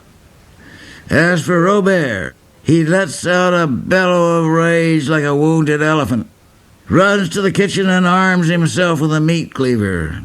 The sommelier snarls hideously, his face turning a strange iridescent purple. He breaks off a bottle of Brut Champagne 26. Pierre, the head waiter, snatches up a boning knife. All 3 chase A.J. through the restaurant with mangled, inhuman screams of rage. Tables overturn, vintage wines and matchless food crash to the floor. Cries of "Lynch him!" ring through the air. An elderly gourmet with the insane bloodshot eyes of a mandrill is fashioning a hangman's knot with a red velvet curtain cord. Seeing himself cornered and in imminent danger of dismemberment at least, A.J. plays his trump card. He throws back his head and lets out a hog call. And 100 famished hogs he had stationed nearby rush into the restaurant, slopping the haute cuisine. Like a great tree, Robert falls to the floor in a stroke, where he is eaten by the hogs. "Poor bastards don't know enough to appreciate him," says A.J. Robert's brother Paul emerges from retirement in a local nut house and takes over the restaurant to dispense something he calls the transcendental cuisine. Imperceptibly, the quality of the food declines until he is serving literal garbage, the clients being too intimidated by the reputation of Chez Robert to protest. Sample menu: the clear camel piss soup with boiled earthworms, the fillet of sun-ripened stingray, basted with eau de cologne and garnished with nettles, the afterbirth supreme de boeuf, cooked in drained crankcase oil, served with a piquant sauce of rotten egg yolks and crushed bedbugs, the Limburger cheese sugar-cured in diabetic urine, doused in canned heat, flamboyant. So the clients are quietly dying of botulism. Then A.J. returns with an entourage of Arab refugees from the Middle East. He takes one mouthful and screams, "Garbage, goddammit! Cook this wise citizen in his own swill." Manhattan Serenade. A.J. and entourage start into a New York nightclub. A.J. is leading a purple-ass baboon on a gold chain. A.J. is dressed in checked linen +4s with a cashmere jacket. Manager: Wait a minute. What's that? A.J. It's an Illyrian poodle. Choicest beast a man can latch on to. It'll raise the tone of your trap. Manager: I suspect it to be a purple-assed baboon, and it stands outside. Stooge: Don't you know who this is? It's A.J., last of the big-time spenders. Manager: Leave him take his purple-assed bastard and big-time spend someplace else. A.J. stops in front of another club and looks in. Elegant fags and old cunts, God damn it, we come to the right place. Avanti, ragazzi. He drives a gold stake into the floor, and pickets the baboon. He begins talking in elegant tones, his stooges filling in. Fantastic! Monstrous! Utter heaven! A.J. puts a long cigarette holder in his mouth. The holder is made of some obscenely flexible material. It swings and undulates as if endowed with loathsome reptilian life. A.J. So there I was, flat on my stomach at 30,000 feet. Several nearby fags raised their heads, like animals scenting danger. A.J. leaps to his feet with an inarticulate snarl. You purple-ass cocksucker, he screams. I'll teach you to shit on the floor. He pulls the whip from his umbrella and cuts the baboon across the ass. The baboon screams and tears loose the steak. He leaps on the next table and climbs up an old woman who dies of heart failure on the spot. A.J. Sorry, lady, discipline, you know. In a frenzy, he whips the baboon from one end of the bar to the other. The baboon, screaming and snarling and shitting with terror, climbs over the clients, runs up and down the bar, swings from drapes and chandeliers. A.J., you'll straighten up and shit right, or you won't be in a condition to shit, one way or the other. Stooge, you ought to be ashamed of yourself, upsetting A.J. after all he's done for you. A.J., ingrates, every one of them ingrates. Take it from an old queen. Salvador Hassan O'Leary, alias the Shoe Store Kid, alias Wrong Way Marv, alias Afterbirth Leary, alias Monkey Pete, alias Placenta Juan, alias K.Y. Ahmed, alias El Chinche, alias El Culito, etc., etc., for 15 solid pages of dossier. First tangled with the law in New York City, where he was traveling with a character known to the Brooklyn police as Blubber Wilson, who hustled his goopball money, shaking down fetishists in shoe stores. Hassan was charged with third-degree extortion and conspiracy to impersonate a police officer. He had learned the shake man's number one rule, DT, ditch tin, which correspond to the pilot's KFS, keep flying speed. As the vigilante puts it, if you get a rumble, kid, ditch your piece of tin if you have to swallow it. So they didn't bust him with a queer badge. Hassan testified against Wilson, who drew pen in deaf. Longest term possible under New York law for a misdemeanor conviction. Nominally an indefinite sentence, it means 3 years in Rikers Island. Hassan's case was noli prosi. I'd have drawn a nickel, Hassan said, if I hadn't met a decent cop. Hassan met a decent cop every time he took a fall. His dossier contains 3 pages of monikers indicating his proclivity for cooperating with the law. Playing ball, the cops call it. Others call it something else. Abe the Fuzz Lover, Finky Marv, the Crooning Hebe, Allie the Stool, Rongo Cell, the Wailing Spick, the Shinny Soprano, the Bronx Opera House, the Copper Gin, the Answering Service, the Squeaking Syrian, the Cooing Cocksucker, the Musical Fruit, the Wrong Asshole, the Fairy Fink, Leary the Narc, the Lilting Leprechaun, Grassy Girt. He opened a sex shop in Yokohama, pushed junk in Beirut, pimped in Panama. During World War II, he shifted into high. took over a dairy in Holland, and cut the butter with used axle grease.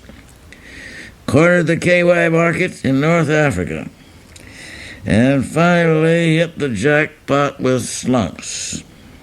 He prospered and proliferated, flooding the world with cut medicines and cheap counterfeit goods of every variety.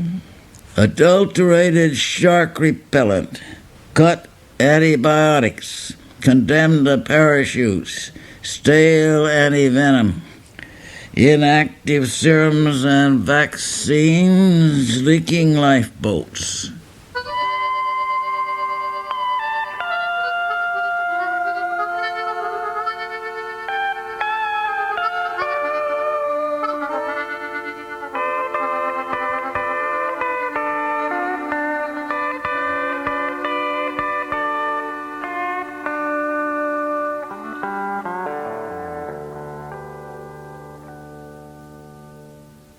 You ever dig the Mayan codices?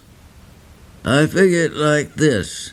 The priests, about 1% of the population, made with one-way telepathic broadcasts, instructing the workers what to feel and when. A telepathic sender has to send all the time. He can never receive, because if he receives, that means someone else has feelings of his own, could louse up his continuity. The sender has to send all the time, but he can't ever recharge himself by contact. Sooner or later, he's got no feelings to send. You can't have feelings alone. Not alone like the sender is alone. And you dig there can only be one sender at one place time. Finally, the screen goes dead. The sender has turned into a huge centipede. So the workers come in on the beam and burn the centipede and elect a new sender by consensus of the general will. The Mayans were limited by isolation. Now one sender could control the planet. You see, control can never be a means to any practical end. It can never be a means to anything but more control. Like junk.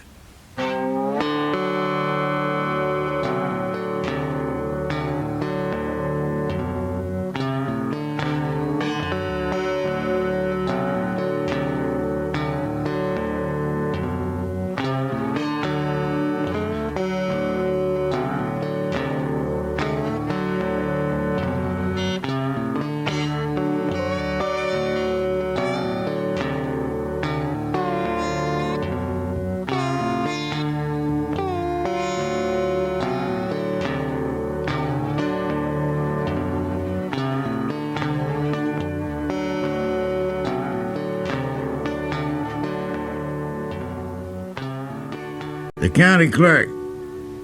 The county clerk has his office in a huge red brick building known as the Old Courthouse.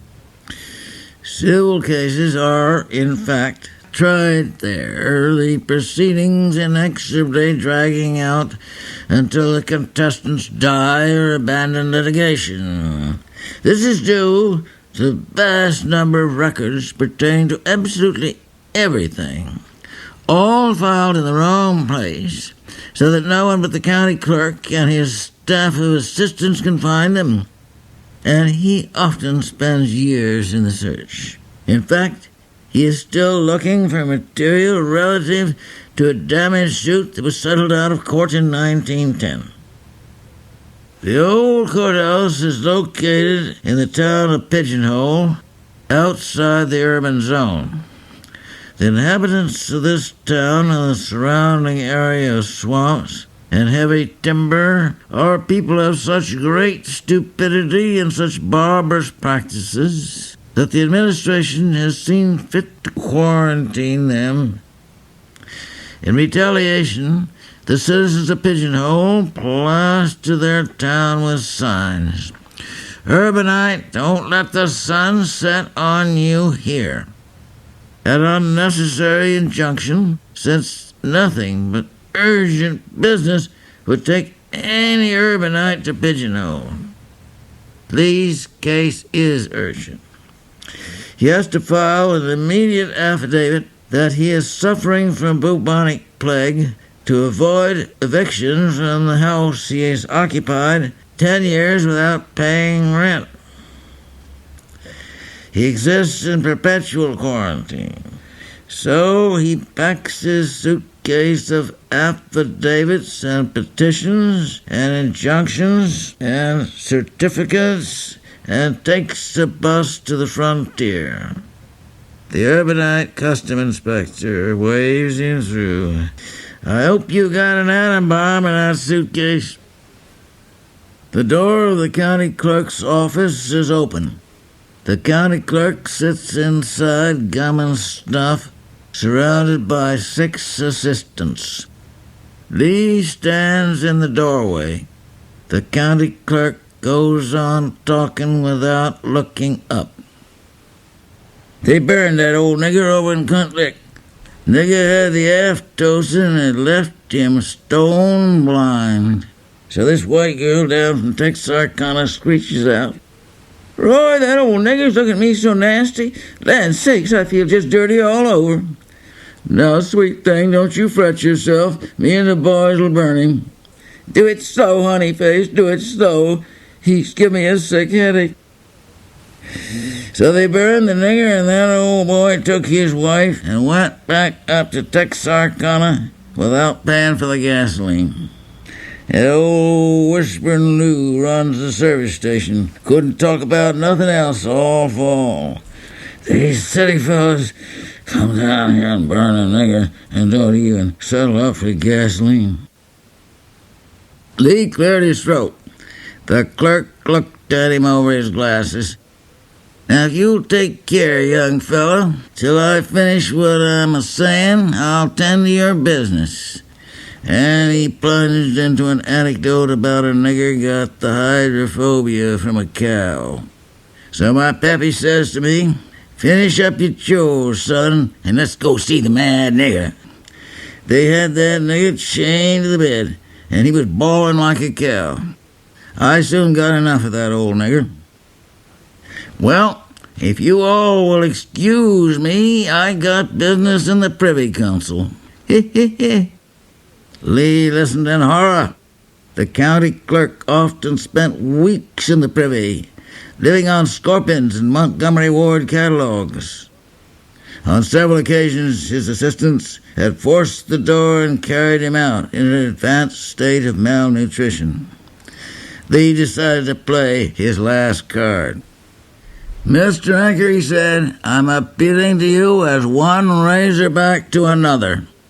And he pulled out his razorback card, a memento of his lush-rolling youth. The clerk looked at the card suspiciously. You don't look like a bodie-feedy, mash-fed razorback to me. What you think about the Jews? Well, Mr. Hanker, you know yourself all a Jew wants to do is doodle a Christian girl. One of these days, we'll cut the rest of it off. Well, you talk right sensible for a city feller. Find out what he wants and take care of him. He's a good old boy.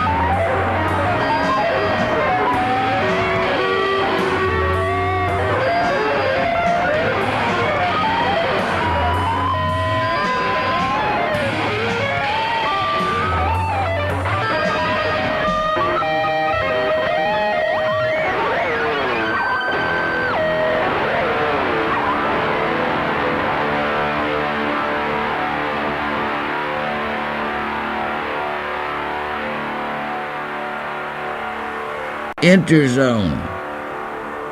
The zone is a single vast building. The rooms are made of a plastic cement that bulges to accommodate people, but when too many crowd into one room, there is a soft plop, and someone squeezes through the wall right into the next house.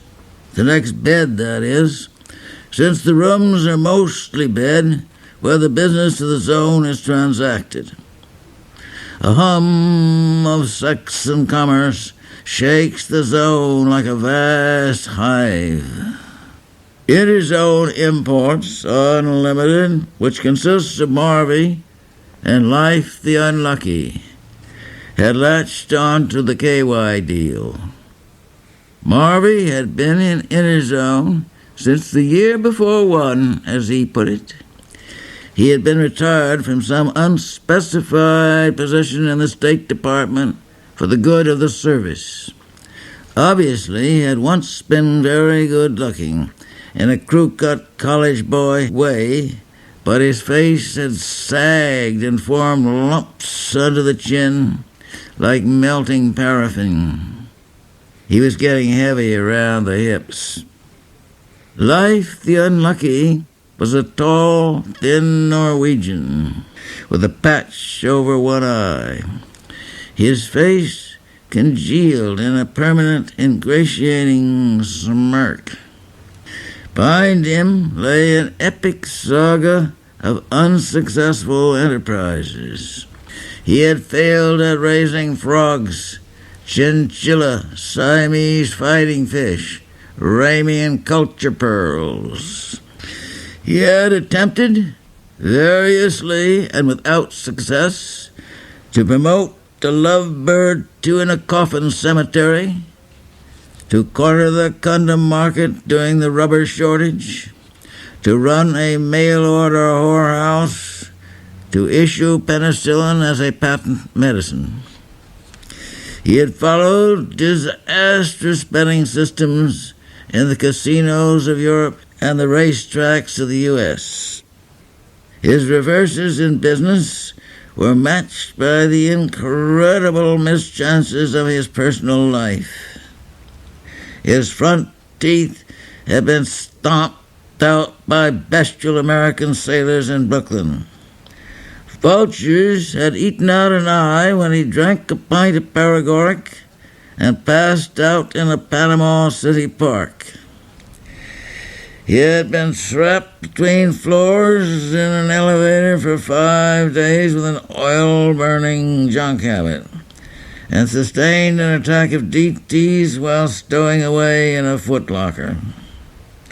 Then there was the time he collapsed with strangulated intestines, perforated ulcers, and peritonitis in Cairo, and the hospital was so crowded they bedded him in the latrine, and the Greek surgeon goofed and sewed up a live monkey in him, and he was gang-fucked by the Arab attendants. And one of the orderlies stole the penicillin, substituting Saniflush. At the time he got clap in his ass, and a self-righteous English doctor cured him with an enema of hot sulfuric acid.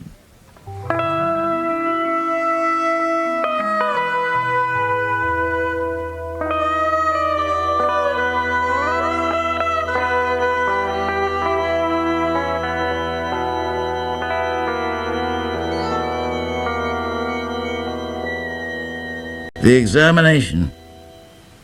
Carl Peterson found a postcard in his box requesting him to report for a 10 o'clock appointment with Dr. Banway in the Ministry of Mental Hygiene and Prophylaxis. What on earth could they want with me, he thought irritably. A mistake, most likely. But he knew they didn't make mistakes. Certainly not mistakes of identity. Carl entered the steel enamel labyrinth of the ministry, strode to the information desk, and presented his card. 5th floor, room 26. In room 26, a nurse looked at him with cold undersea eyes. "Dr. Benway is expecting you," she said, smiling. "Go right in." As if he had nothing to do but wait for me, thought Carl. The office was completely silent and filled with a milky light. The doctor shook Carl's hand, keeping his eyes on the young man's chest. "I've seen this man before," Carl thought, "but where?" He sat down and crossed his legs. He glanced at an ashtray on the desk and lit a cigarette. He turned to the doctor, a steady, inquiring gaze in which there was more than a touch of insolence. The doctor seemed embarrassed. He fidgeted and coughed and fumbled with papers. He said finally, "Your name is Carl Peterson, I believe." His glasses slid down onto his nose in parody of the academic manner. Carl nodded silently. The doctor did not look at him, but seemed nonetheless to register the acknowledgment. He pushed his glasses back into place with one finger and opened a file on the white enamel desk. Carl Peterson. He repeated the name caressingly, pursed his lips and nodded several times. He spoke again abruptly. "You know, of course, we are trying. We are all trying. Sometimes, of course, we don't succeed." His voice trailed off thin and tenuous. He put a hand to his forehead. "To adjust the state, simply a tool, to the needs of each individual citizen." His voice boomed out so unexpectedly deep and loud that Carl started. "That is the only function of the state, as we see it, our knowledge, incomplete, of course." He made a slight gesture of depreciation. For example, take the matter of a sexual deviation. The doctor rocked back and forth in his chair. His glasses slid down onto his nose. Carl felt suddenly uncomfortable. "Frankly, we don't pretend to understand, at least not completely, why some men and women prefer the sexual company of their own sex. We do know that the phenomena is common enough and under certain circumstances a matter of concern to this department. Treatment of these disorders is at the present time symptomatic." The doctor suddenly threw himself back in his chair and burst into peals of metallic laughter. "Ha! Ha! Ha! Ha! Ha!" Carl watched him appalled. The man is insane, he thought. The doctor's face went blank as a gambler's. Carl felt an odd sensation in his stomach, like the sudden stopping of an elevator. The doctor was studying the file in front of him. He spoke in a tone of slightly condescending amusement. "Don't look so frightened, young man. Just a professional joke. To say treatment is symptomatic means there is none, except to make the patient feel as comfortable as possible. And that is precisely what we attempt to do in these cases." Once again, Carl felt the impact of that cold interest on his face. That is to say, reassurance when reassurance is necessary, and, of course, suitable outlets with other individuals of similar tendencies. No isolation is indicated. The condition is no more directly contagious than cancer. Cancer, my first love." The doctor's voice receded. He seemed actually to have gone away through an invisible door, leaving his empty body sitting there at the desk. "And so, Carl, you will please oblige to tell me how many times and under what circumstances you have indulged in homosexual acts?" His voice drifts away.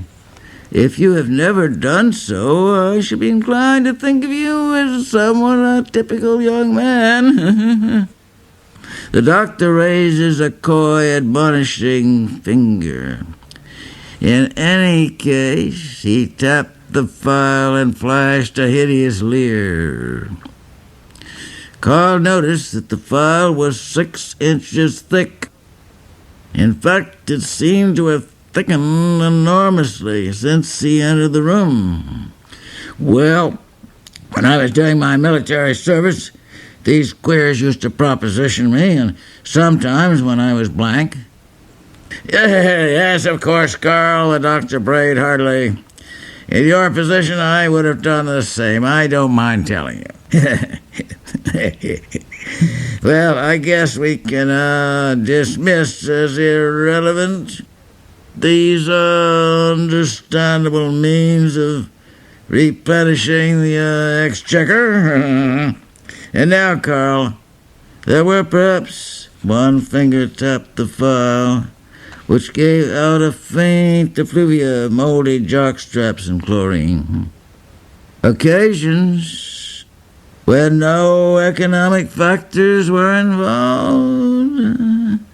A green flare exploded in Carl's brain. He saw Hans's lean brown body twisting towards him, quick breath on his shoulder. The flare went out. Some huge insect was squirming in his hand, his whole being jerked away in an electric spasm of revulsion. Carl got to his feet, shaking with rage. "What are you writing there?" he demanded. "Do you often doze off like that, in the middle of a conversation?" "I wasn't asleep, that is." "You weren't?" "It's just that the whole thing is unreal. I'm going now. I don't care. You can't force me to stay." He was walking across the room towards the door. He had been walking a long time. A creeping numbness dragged his legs. The door seemed to recede. "Where can you go, Carl?" The doctor's voice reached him from a great distance. "Out, away, through the door." "The green door, Carl." The doctor's voice was barely audible. The whole room was exploding out into space.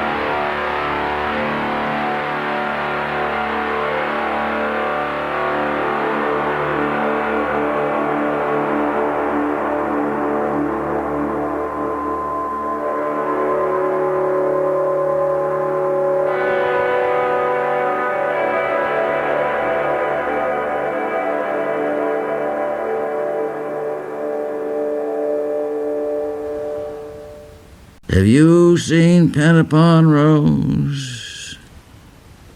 The gangster in concrete rolls down the river channel. They cowboyed him in the steam room. Is this cherry-ass Gio the towel boy? Or Mother Gillig, old auntie of Westminster Place? Only dead fingers talk in Braille. The Mississippi rolls great limestone boulders down the silent alley. Distant rumble of stomachs, poisoned pigeons rain from the northern lights. The reservoirs are empty. Brass statues crash through the hungry squares and alleys of the gaping city.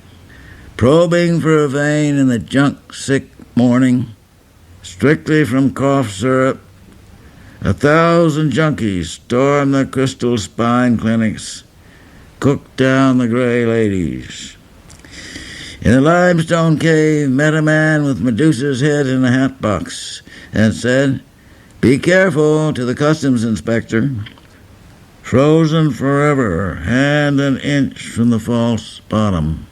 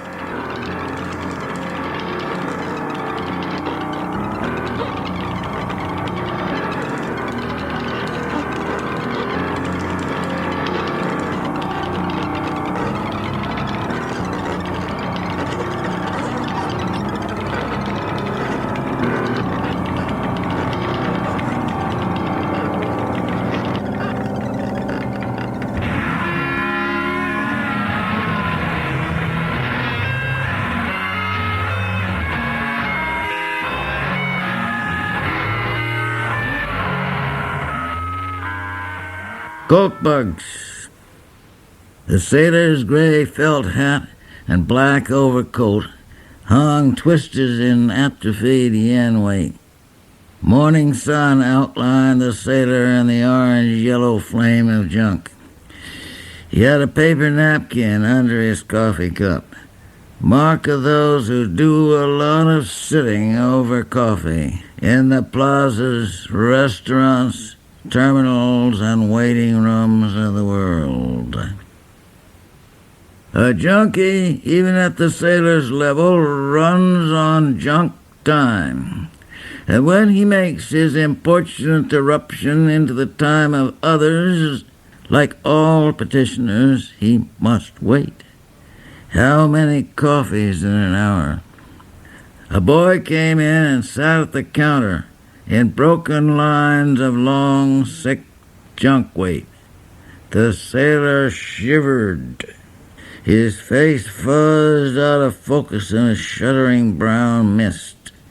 His hands moved on the table, reading the boy's braille.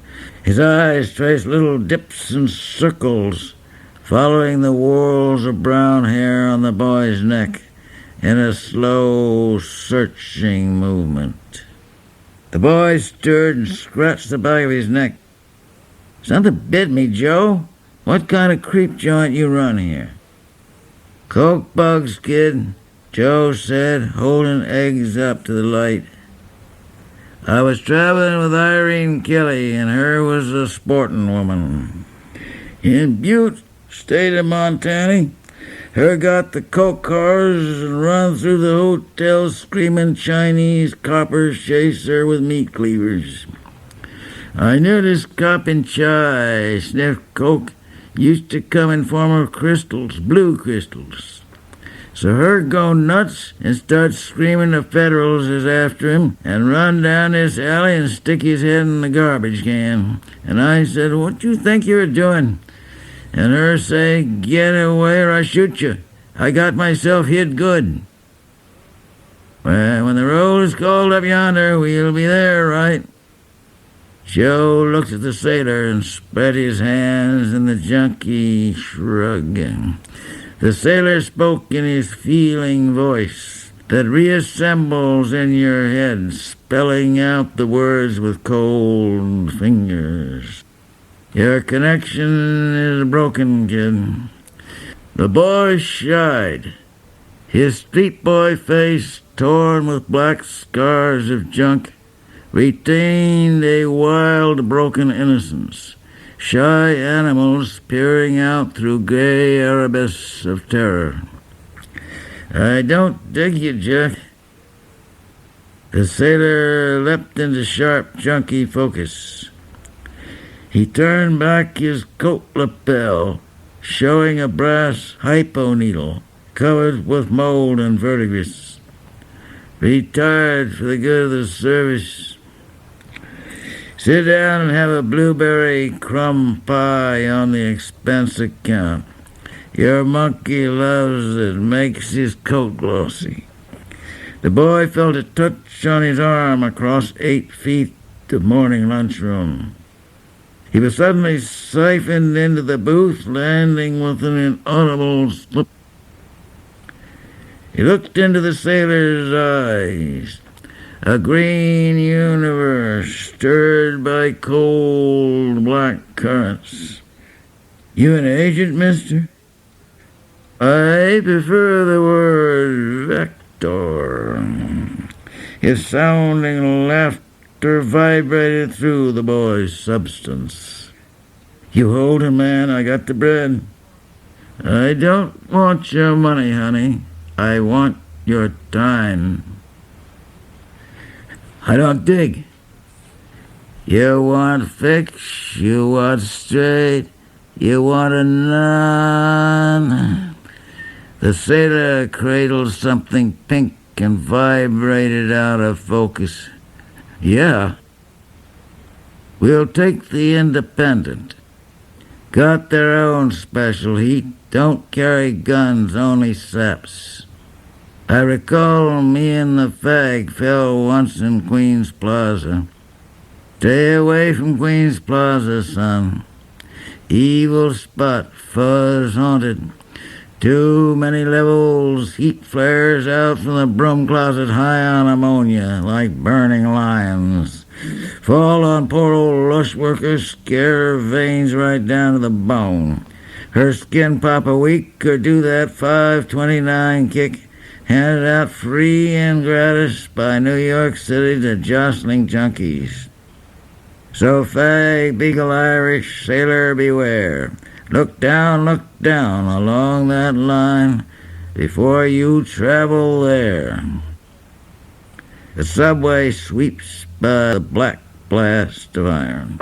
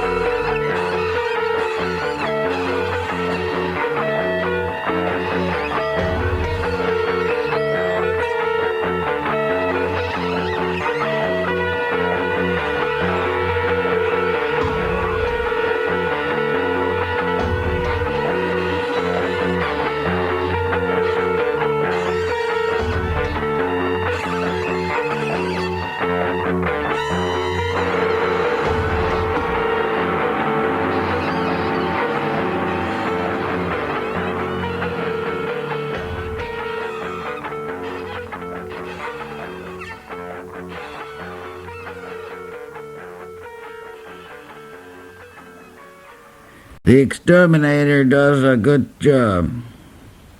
The sailor touched the door gently, following patterns of painted oak in a slow twist, leaving faint, iridescent whorls of slime. His arm went through to the elbow. He pulled back an inside bolt and stood aside for the boy to enter. Heavy, colorless smell of death filled the empty room.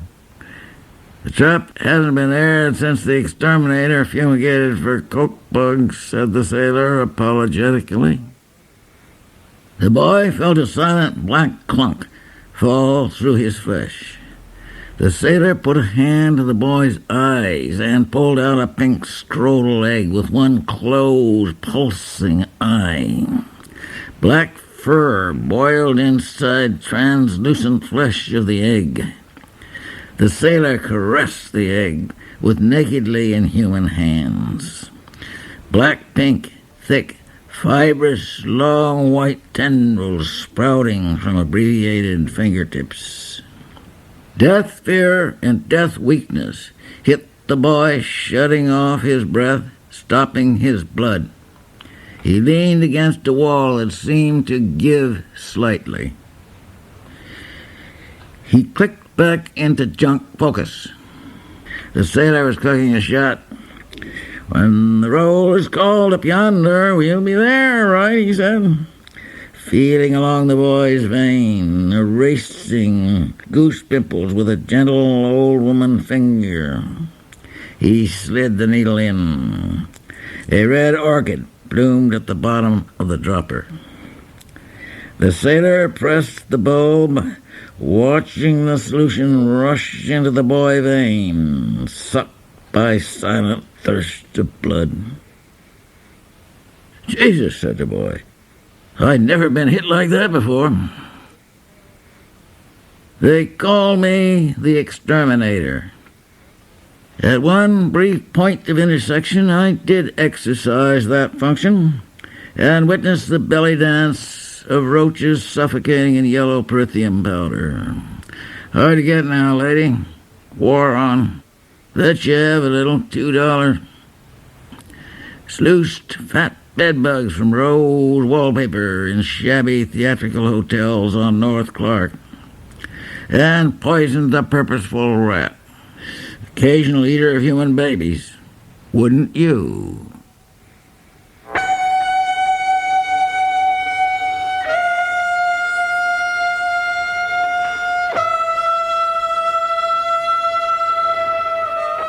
The Algebra of Need.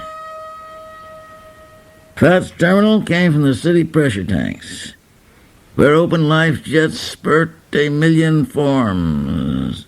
Immediately eaten, the eaters canceled by black time fuzz.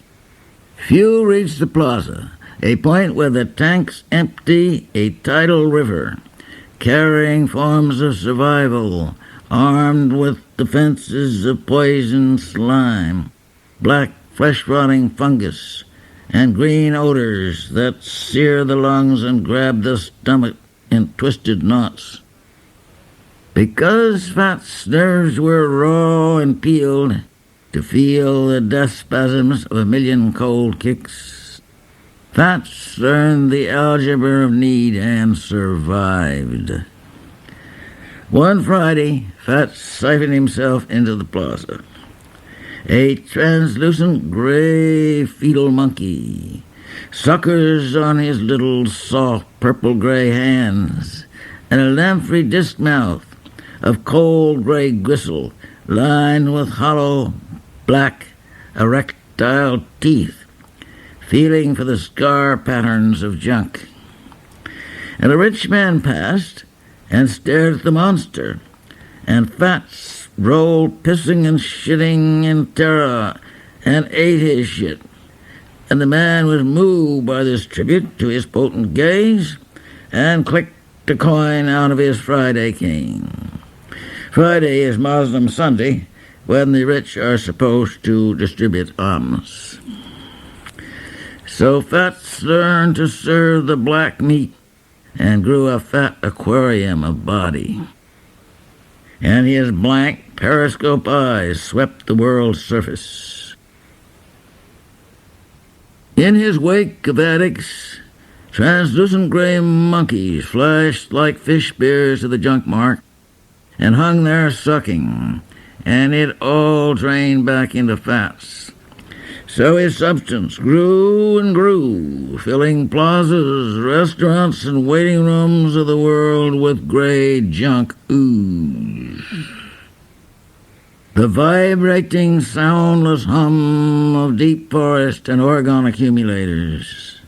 The sudden silence of cities, when the junkie cops and even the commuter buzzes clogged lines of cholesterol for contact. Signal flares of orgasm burst over the world. A T-head leaps up screaming, "I got the fear!" and runs into Mexican night, bringing down backbrains of the world. The executioner shits in terror at sight of the condemned man. The torturer screams in the ear of his implacable victim. Knife fighters embrace in adrenaline.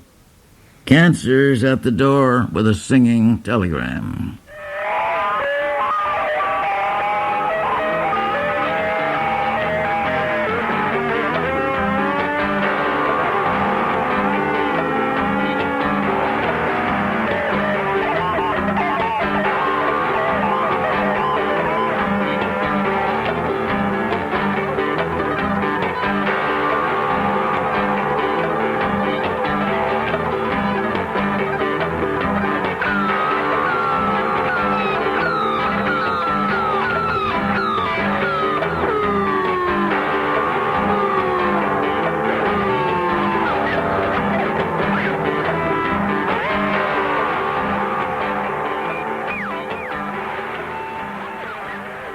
Hauser and O'Brien.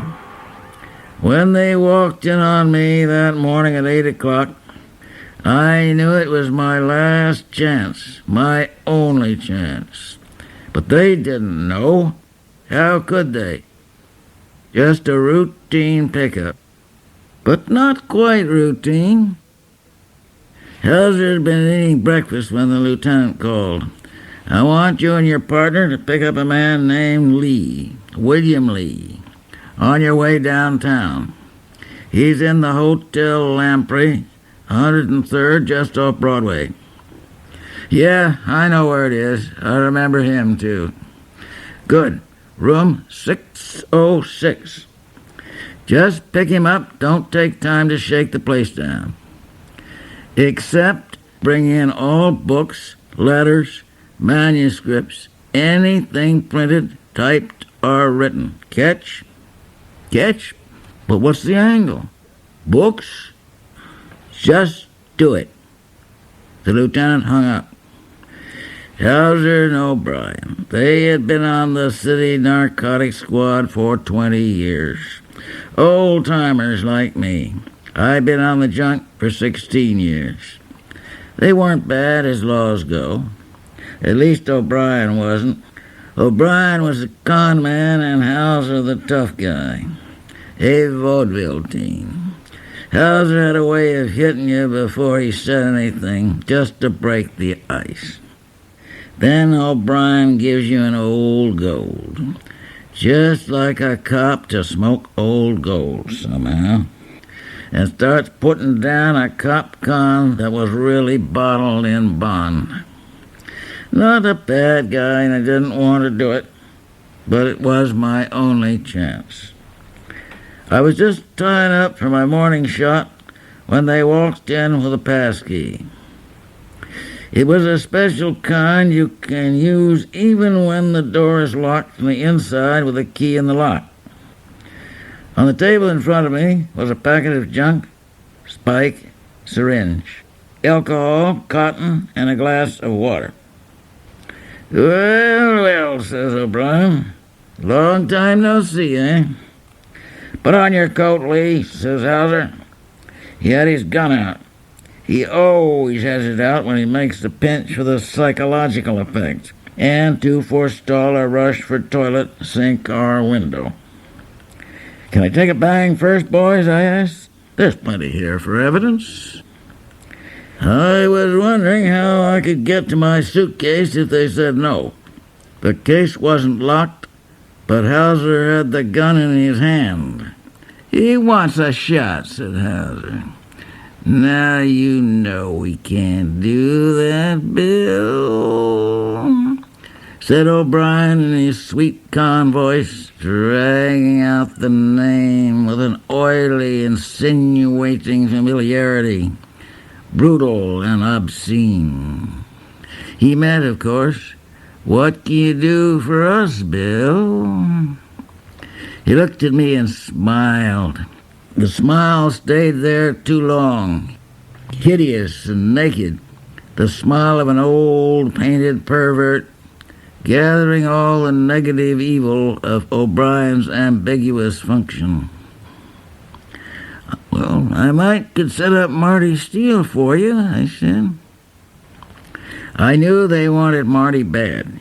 He'd been pushing for 5 years, and they couldn't hang one on him. Marty was an old-timer and very careful about who he served. He had to know a man and know him well before he would pick up his money. Now, no one can say they ever did time because of me. My rep is perfect. But still, Marty wouldn't serve me because he didn't know me long enough. That's how skeptical Marty was. "Marty," said O'Brien, "can you score from him?" "Sure I can." They were suspicious. A man can't be a cop all his life without developing a special set of intuitions.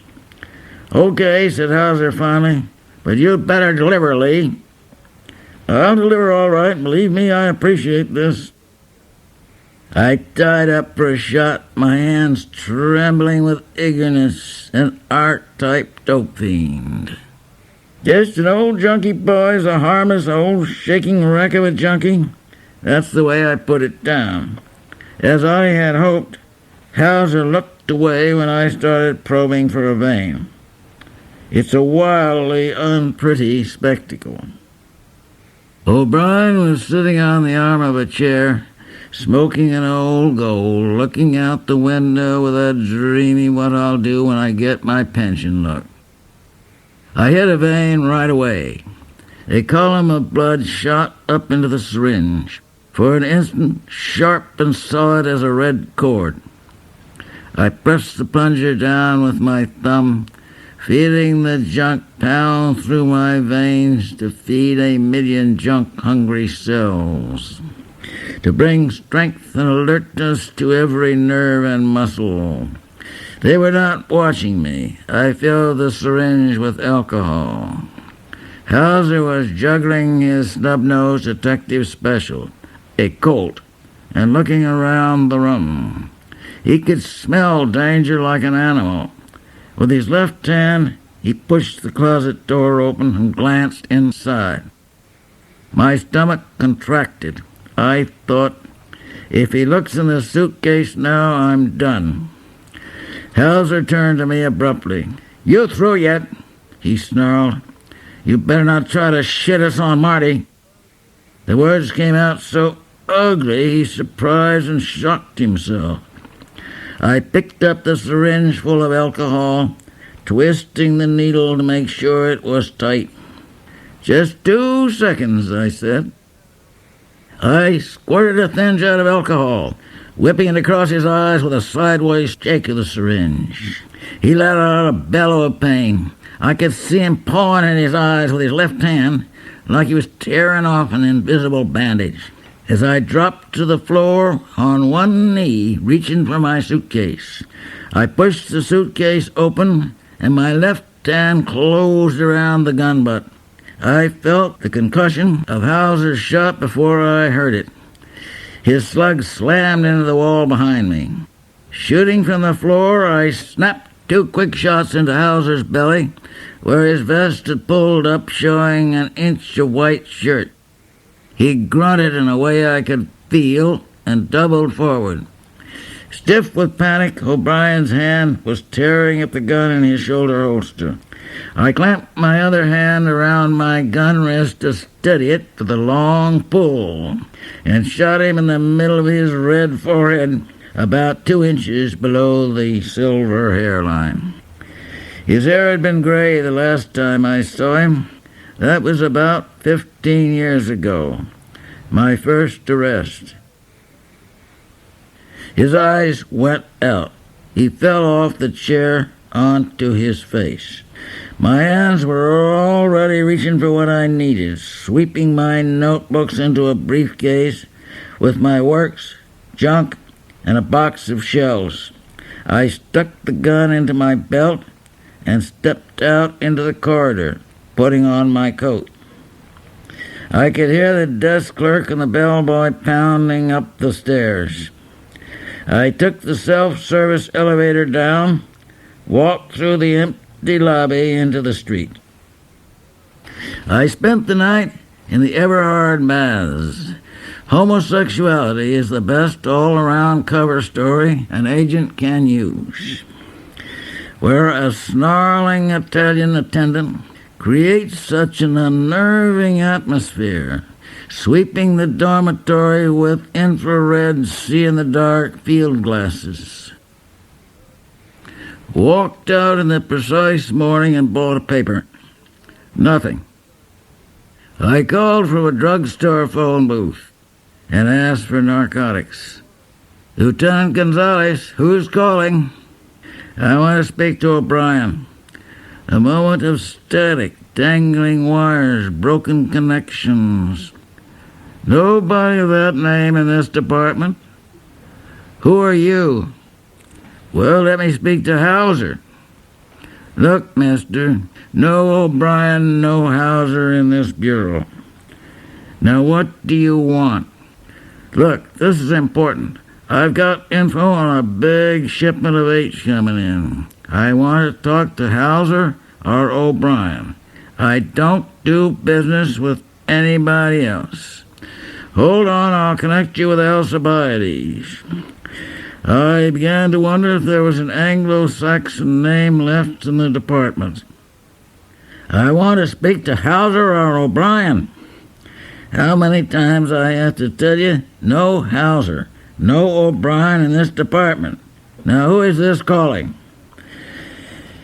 I hung up and took a taxi out of the area. In the cab, I realized what had happened. I had been occluded from space-time like an eel's ass occludes when he stops eating on the way to Sargasso. Locked out. Never again would I have a key, a point of intersection. The heat was off me from here on out. Relegated with Hauser and O'Brien to a landlocked junk past where heroin is always $28 an ounce, and you can score for yen pox in the chink laundry of Sioux Falls.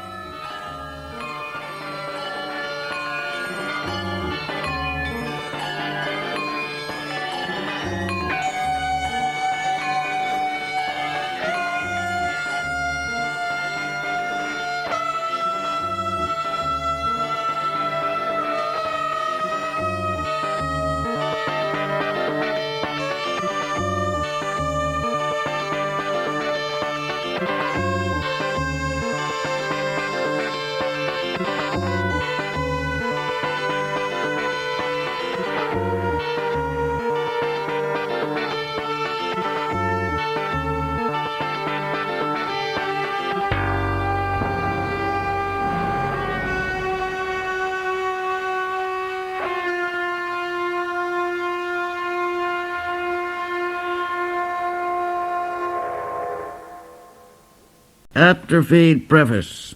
Wouldn't you? Why all this waste paper getting the people from one place to another? Perhaps to spare the reader stress of sudden space shifts and keep him gentle. And so, a ticket is bought, a taxi called, a plane boarded. There is only one thing a writer can write about: what is in front of his senses at the moment of writing. I am a recording instrument. I do not presume to impose story, plot, continuity. Insofar as I succeed in direct recording of certain areas of psychic process, I may have limited function. I am not an entertainer. Possession, they call it. Sometimes an entity jumps in the body, outlines waver in yellow-orange jelly, and hands move to disembowel the passing whore, or strangle the neighbor child, in hope of alleviating a chronic housing shortage. As if I was usually there, but subject to goof now and again. Wrong. I am never here. Never, that is, fully in possession, but somehow in a position to forestall ill-advised moves.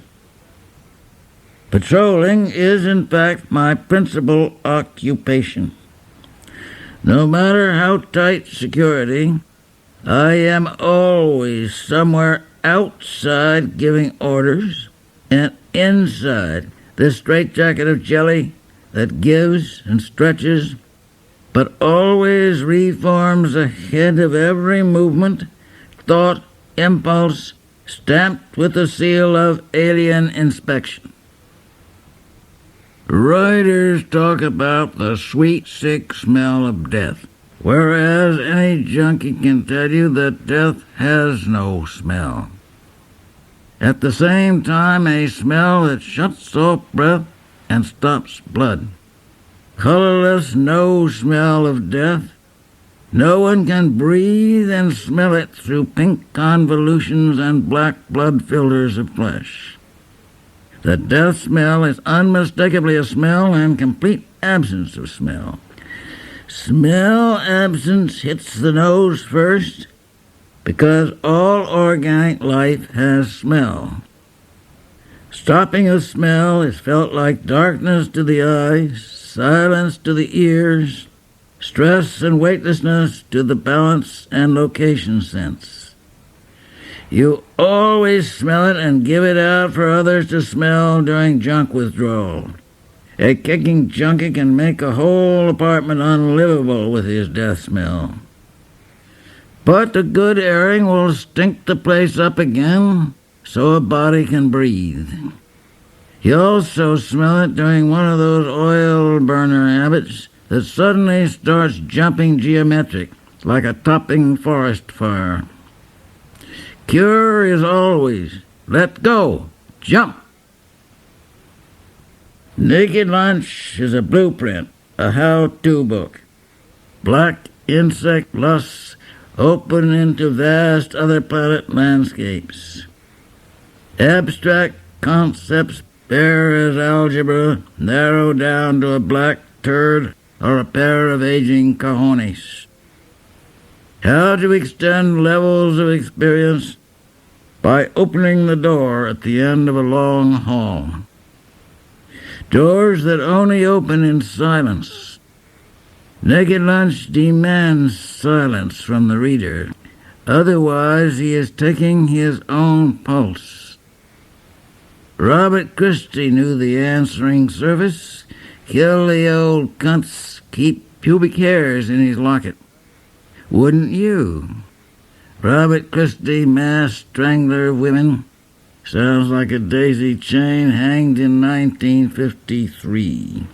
Jack the Ripper, literal swordsman of the 1890s and never caught with his pants down, wrote a letter to the press. Next time I'll send along an ear just for jolly. Wouldn't you? I, William Seward, captain of this lushed-up, hash-head subway, will quell the Loch Ness Monster with Rotenham and Cowboy the White Whale. I will reduce Satan to automatic obedience and sublimate subsidiary fiends. I will banish the kangaroo from your swimming pools. I will issue a bull on immaculate birth control. Young Dillinger walked straight out of the house and never looked back. Don't ever look back, kid. You turn into some old cow salt lick. Police bullet in the alley, broken wings of Icarus, screams of a burning boy inhaled by the old junkie, eyes empty as a vast plain. The word is divided into units, which be all in one piece, and should be so taken. But the pieces can be had in any order, being tied up back and forth, in and out, fore and aft, like an interesting sex arrangement. This book spill off the page in all directions. Kaleidoscope of vistas, medley of tunes and street noises, farts and riot yips, and the slamming steel shutters of commerce, screams of pain and pathos, and screams plain pathic, copulating counts, and outraged squawk of the displaced bullhead, prophetic mutterings of Burroughs in nutmeg trances, snapping necks and screaming mandrakes, sigh of orgasm, heroin silent as dawn in the thirsty cells. Radio Cairo screaming like a berserk tobacco auction, and flutes of Ramadan fanning the sick junkie like a gentle lush worker in the gray subway dawn, feeling with delicate fingers for the green folding crackle. This is revelation and prophecy of what I can pick up without FM on my 1920 crystal set with antennae of jism. Gentle reader, we see God